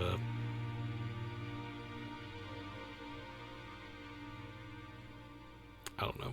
It's like, it's really beautiful, like, in terms of the way it looks and whatnot in the ending, but I don't love doing it, so I really don't. So yeah, she takes it on herself and she does the burning, which I find a lot more powerful and a lot more, again, poignant. And yeah, it's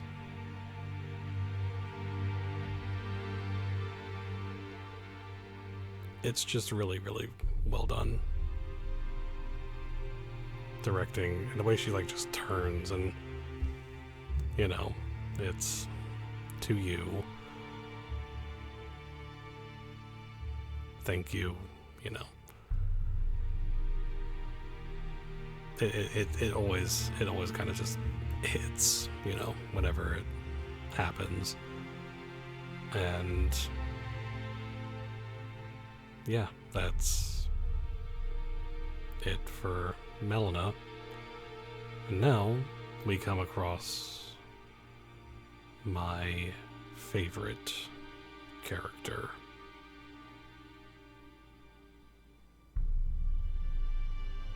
And of course, that is Ranni, who is, in my opinion, by far the most intriguing character you physically come up and meet and talk with and such, because of her, what she's done in past lore, and she is actively wanting to make things actually better for everyone, basically. And she is also honest with what she says and what she's done. But again, I love, as you go through her quest line, she comes off across as cold and whatnot, and then as you do more for her and do more, learning about such things and all that, she opens up more. And again, character progression, she really, you and she really connect, and obviously that comes to a head in the ending with her, who is my favorite ending. And again, just a lot of things you do in the quest line I really, really, really love. Like, I love the whole coming to here and having the whole place turn on its, self and whatnot, and it's cool. I love that. I love so much about it. Again, it's just FromSoft being really, really cool in level design, art design, all levels of design. And yeah, as you go, you come to the Divine Tower of Liurnia, where you will find Ranni's body at the top of, because again, what happens in lore and all that, and the realization and the reality of, like, oh, okay, that's, yeah. So it's also good. It's her characters is so good. And yeah. And again, this is another location I wish I got more of. Moonlight Altar. It is one of the most beautiful locations. I didn't really know where to like put it though, because it is technically in Liurnia, but I thought this would make more sense than the Ronnie part of the NPCs, just because. But I wish I got more of it, but I love it. I love the whole moon thing and everything about it. And you see the slain Two Fingers, and giving her the ring that you get.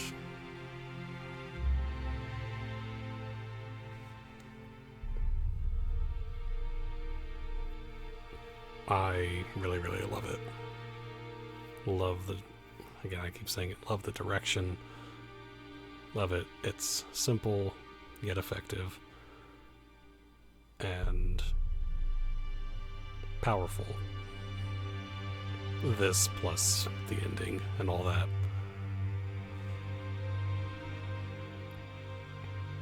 It's, like, I love that shot. It's one of my favorite shots in the game. Your character and her, and it's great. I love it. And of course, you know, he's like, good job, you did it. And yeah, so that's pretty much all there is for the NPC section. Again, I love so many quest lines. I could have tried to get everyone, but again, would have made it much longer. But there's so much good in this game with its NPCs. So, and yeah, so one last section of the video to go. We have bosses coming up, and we're just chill with Renala, who I love in the game, and love that she allows you to respec and all that. So, among other things, she's a very fascinating, tragic character who I love, but we'll talk more about her when we get to it. So now we head on to the bosses. Different armor. Yeah, so obviously leading off we have Margit, who is a perfect first boss. First main boss. Because you can go fight, you know, other bosses and whatnot, but intended first boss, I should say.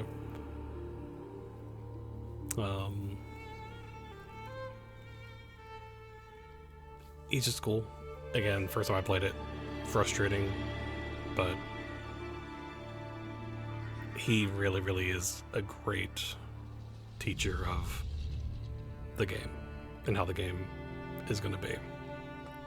And now we come to Godric, who is also a fun fight, and I find, yeah, I think he's one of those characters, like, I find him very intriguing in lore as well. I find him intriguing as a boss fight. I find him intriguing just across the board. He has some really great music as well.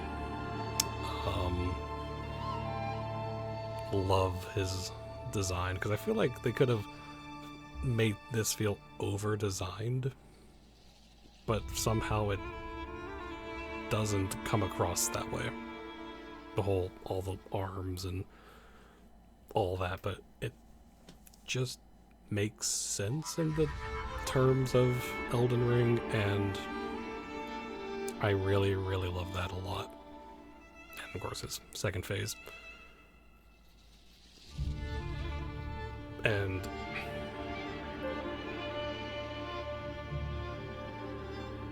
it's just really, really good. Directing across the board.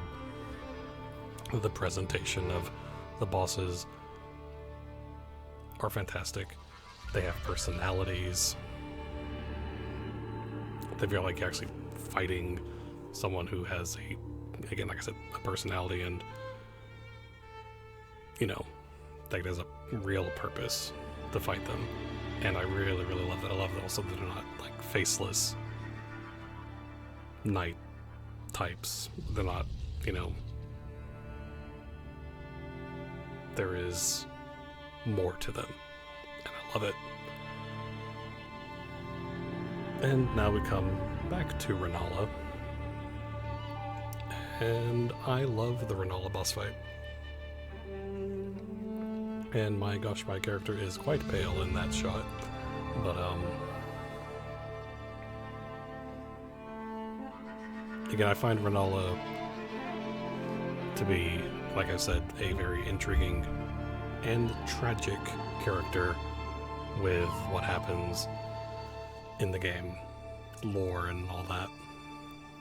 But again, as a fight, I find her to be very entertaining. The first phase is a little, tricky, like, okay, this is, once you get it, it's not hard or anything, but it's fun. I find it fun, at least. And I love her look. It's great. And I do find second phase Rennala to be pretty darn amazing as well. And again, this is the first time you will, well, it's not true. The first time I heard Rane, because I didn't get to meet her, or I didn't meet her when you were supposed to get the summoning bell in my first playthrough. So that happened. So I kind of had a strange way of learning about Rane and all of them. So, and I love the Carian royal people. Rennala's cool. I love the whole moon aesthetic. I love this arena is just gorgeous. And I love it. I love the second phase of this fight. I love magic bosses. She is great. And now we're going to have the cutscene for Radahn, who is another awesome boss fight, who has some fantastic build-up and presentation to him. I love Radahn. I love his boss fight. It is an epic bunch of people going up against this once great general, and who is, as you see, quite consumed by the Scarlet Rot. Again, there's lore and all that, which is fantastic, and his backstory is really great. And of course, once you beat him, which again is a fantastic fight, he was holding back the stars, and he was holding back certain cosmic entities, which is, again, just showcases how strong of a character he is. And I really, really love that. Because, again, his lore is great. And now we come to Morgott, who, again, is another great villain. Again, at first I was confused. I was like, but I thought I beat you. When I beat Margit and whatnot, I was like, but I thought I beat you. And then when I realized, oh, that makes sense. When I had that realization, that makes sense. And yeah. Morgott's great. I love this scene. He, you know, talking about all the other demigods and whatnot.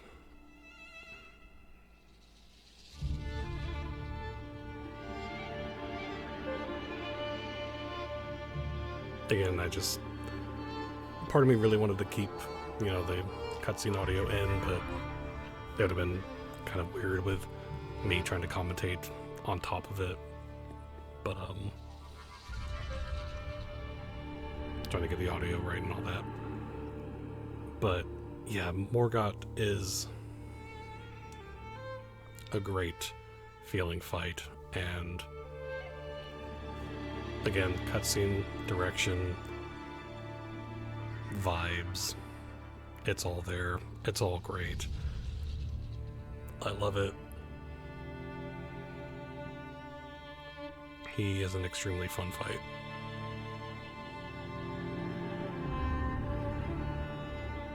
And again, the scale of him, the scale of so many of these bosses, and yeah. And now, time for everyone's favorite Snake Man.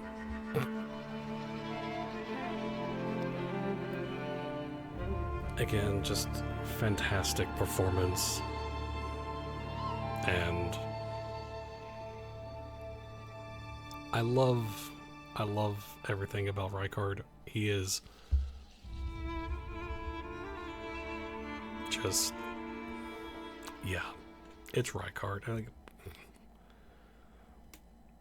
what else can I really say that hasn't been said about his presentation, which again is phenomenal, and the fight is just fantastic, and it is the best version of the Storm Ruler, and I have no idea how they're going to top it, because my gosh, it is so well done and so fun.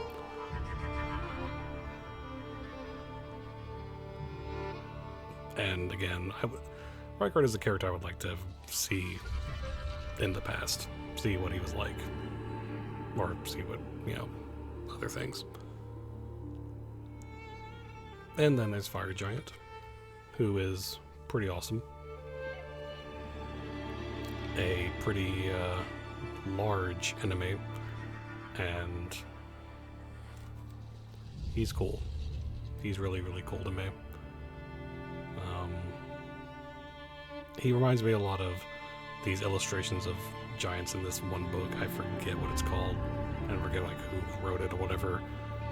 It reminded me a lot of that, and I just really, really loved everything about his design and the presentation and all of it. And I enjoy the fight overall. It's a good one. It's a little tough like at first when you first face him or whatever, but once you get a hang of it, it's not too bad. And now we're to Malenia. And of course everyone had fun fighting her, I know. And the presentation, again, I say this every single time, the presentation, the directing of these scenes, and her voice acting is phenomenal. Her design, it's great. And Yeah, I love it. It's just fantastic. So, yeah.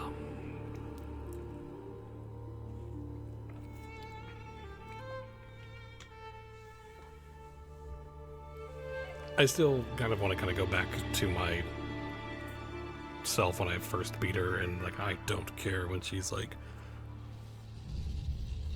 you know, I failed and whatnot, and I kind of want to go back and like smack myself a little bit, but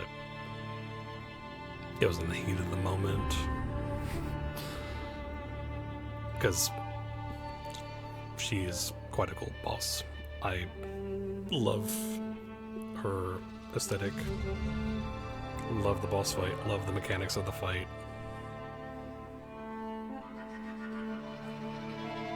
Because once you get a hang of it, you're like, okay, this is, you know, manageable. It's hard, but it is manageable and fun to learn and get a hang of it. And yes, she is Liurnia, Blade of Miquella. Now, of course, I love Phase 2.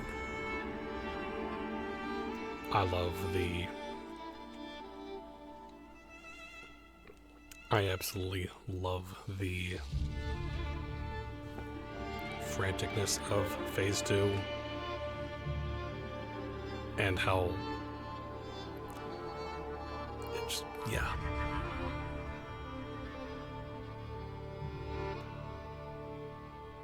Wait.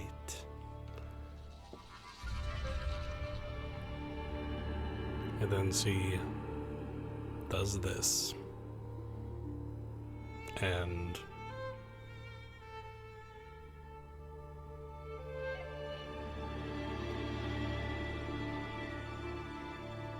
the directing, just visual, everything is on, you know, at the top of their game with it. And I love this whole look. It's so good. And it becomes a horrifying fight at this point. But I love it. I love Phase 2. I love Phase 1 too, but Phase 2 is really, really just something else. And now we come to my favorite boss. I love Mohg. I love this whole fight. I love the direction of this first cutscene. I love his music. I love his design. I love his voice acting. I love every bit of this fight. It is... And I love that you have to face him. You have to beat him in order to do the DLC. I love that, because I'm like, face my favorite boss of the game? Sure. That's not a hard one for me, so... But, again, I love the...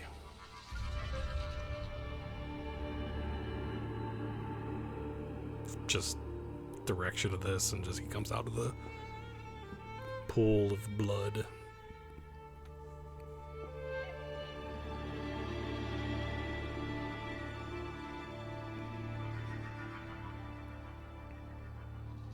And again, it's his lore is also very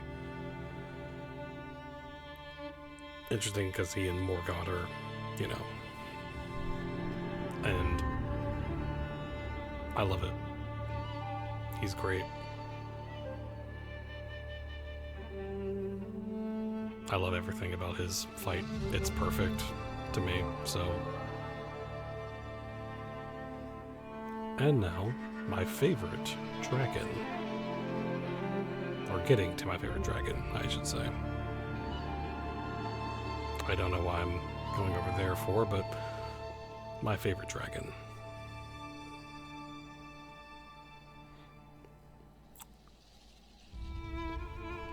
And this cutscene is amazing. I love this scene. It is just fantastic. And the whole turning back time thing, everything building back up, and just, I love it. Because this is the best glimpse I think we get of what Farum Azula was like. And it's such a small piece. I wish we could, see more, but I understand. Obviously because there's lore and all that reasons why. So,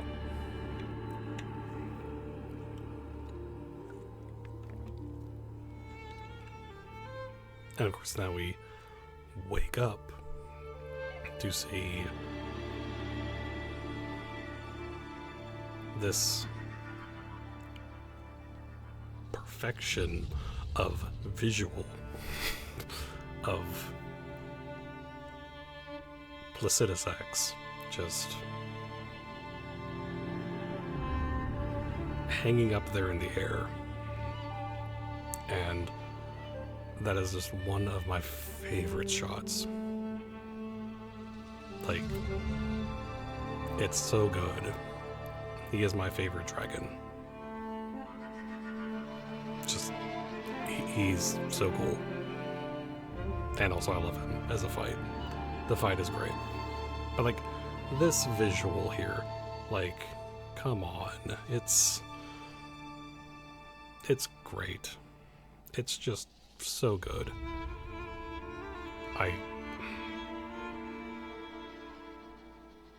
Yeah, it's so good. I love Placidusax. He is great.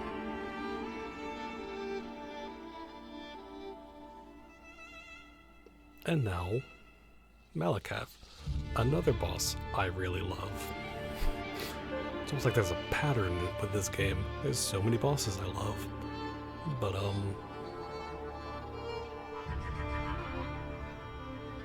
what was really cool though, because if you do the stuff for Garank and whatnot, coming across him, like, if you're not paying attention and you're not like putting pieces together, it's kind of like when you see him, like, oh, and then everything kind of comes to, and then the more you learn about Malakath and all of it, it's so interesting. So, and I love Malakath's armor. It is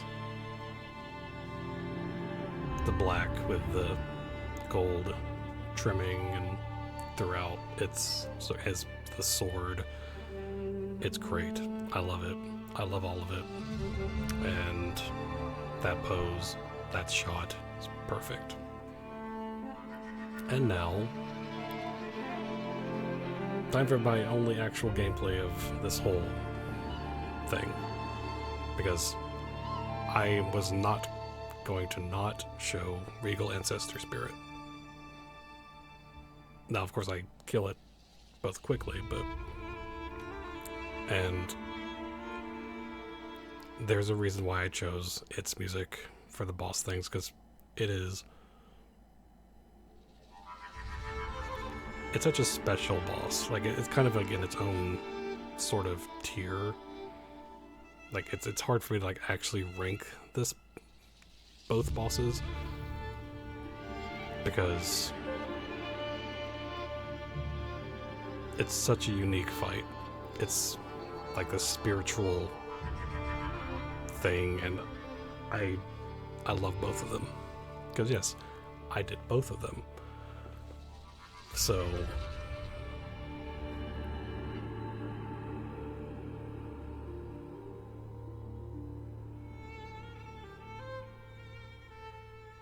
and again, I could have probably shown gameplay of all the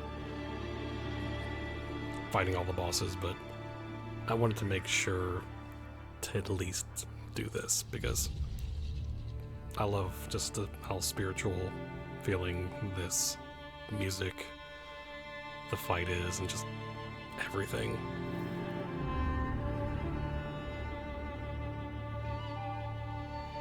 I could have fought a little better, but still. Yeah. Anyway, so on to Godfrey / Horalu. Yet again, another boss fight I love. I know, it's a trend, so...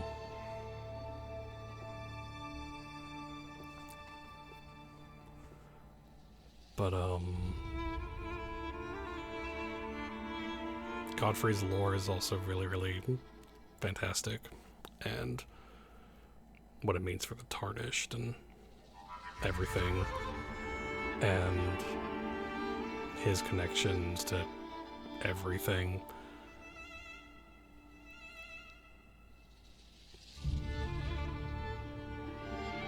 Again, I just love that the bosses feel like actual people that you are encountering, and again, they have personalities, they have all of this going for them, and they have just such wonderful presentation. And I really, really appreciated the work that FromSoft did in the base game of showing the main bosses and just how much personality there is to them and what their character are like and just everything. And he's just so cool. He is just really, really cool. I love Godfrey. But of course, second phase.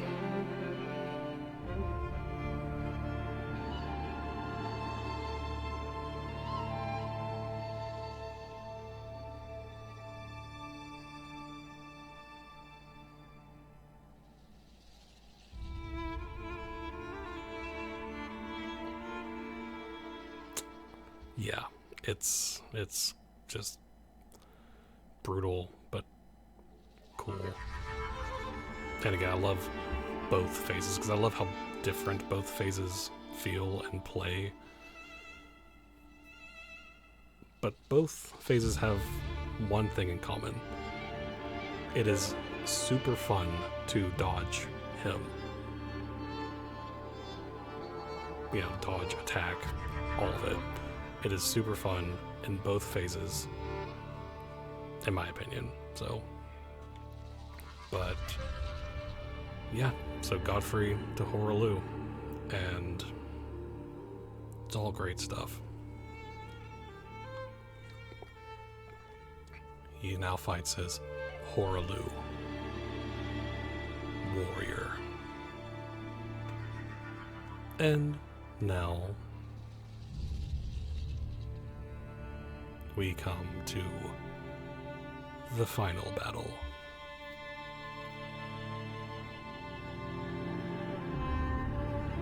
We enter the Jrpg. We say hello to America.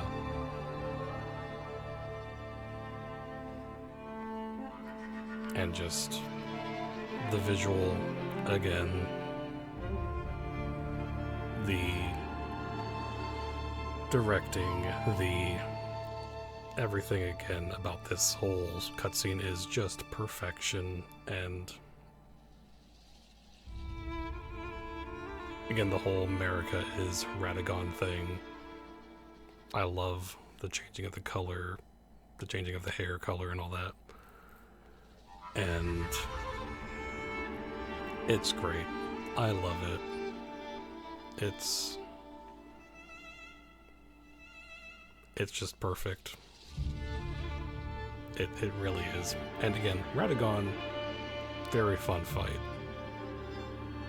Love dodging his attacks. Love fighting that. And yeah, he's good. And then phase 2. where we fight Elden Beast, who is quite the good, like, culmination of everything fight. And I love the music of Elden Beast. I love how ethereal it is. I love Elden Beast basically using them as a weapon. It's really visually fantastic.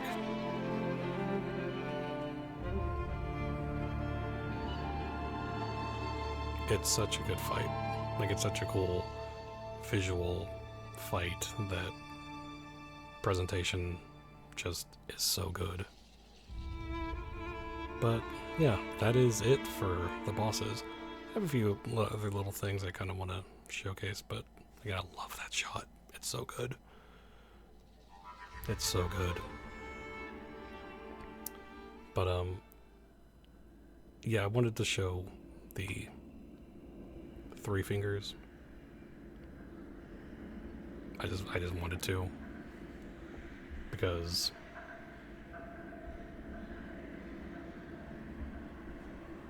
it is an interesting scene that should be shown, in my opinion. But yeah, it's, again, I love the idea of having something like this way down in the sewer, like storytelling wise and lore wise. It's just, I love that.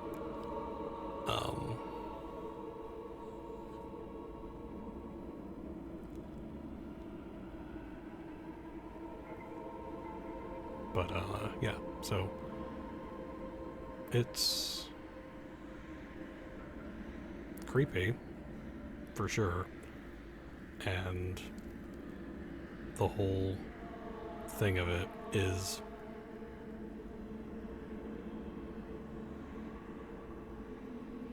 yeah, the whole Three Fingers lore and the Chaos lore and all that is interesting, like I've alluded to. But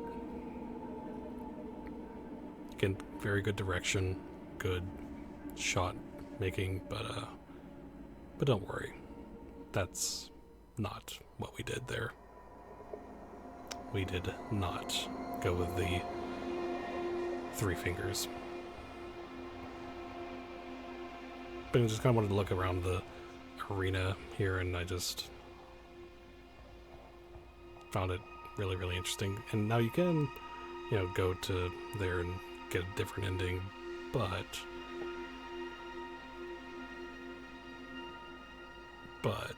you know, I had to go with my favorite ending, and yeah, so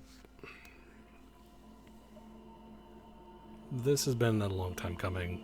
I've been wanting to do this video for a bit, and I finally got around to finishing it. I know I've been updating about it for a while, and yeah, but this ending, so good. It's just gorgeously directed, everything about it, so good. But yeah, I don't know if I'm going to do another long form video like this anytime soon. I just mostly wanted to talk about how much I love the vibes and everything about Elden Ring without having it, you know, come off as a review. I know a lot of it was pretty rambly, but I feel like that kind of fit more with this video, just kind of seeing all the stuff that happens and all of that, and just kind of commentating on scenes when it happens and such. And I just love this game. It is a special game for me, and I look forward to having a full playthrough of it again. Hopefully soon. So, I thoroughly love and enjoy this game. It is just a great time, and yeah. And I guess thank you for watching, and if you could, like, leave some comments if you want to, subscribe if you'd like to, share it if you'd like, and yeah, so I have a Twitch channel that you can watch me live. I upload them all on here on YouTube, so yeah, so anyway, so thank you so much for watching, and thank you for being awesome.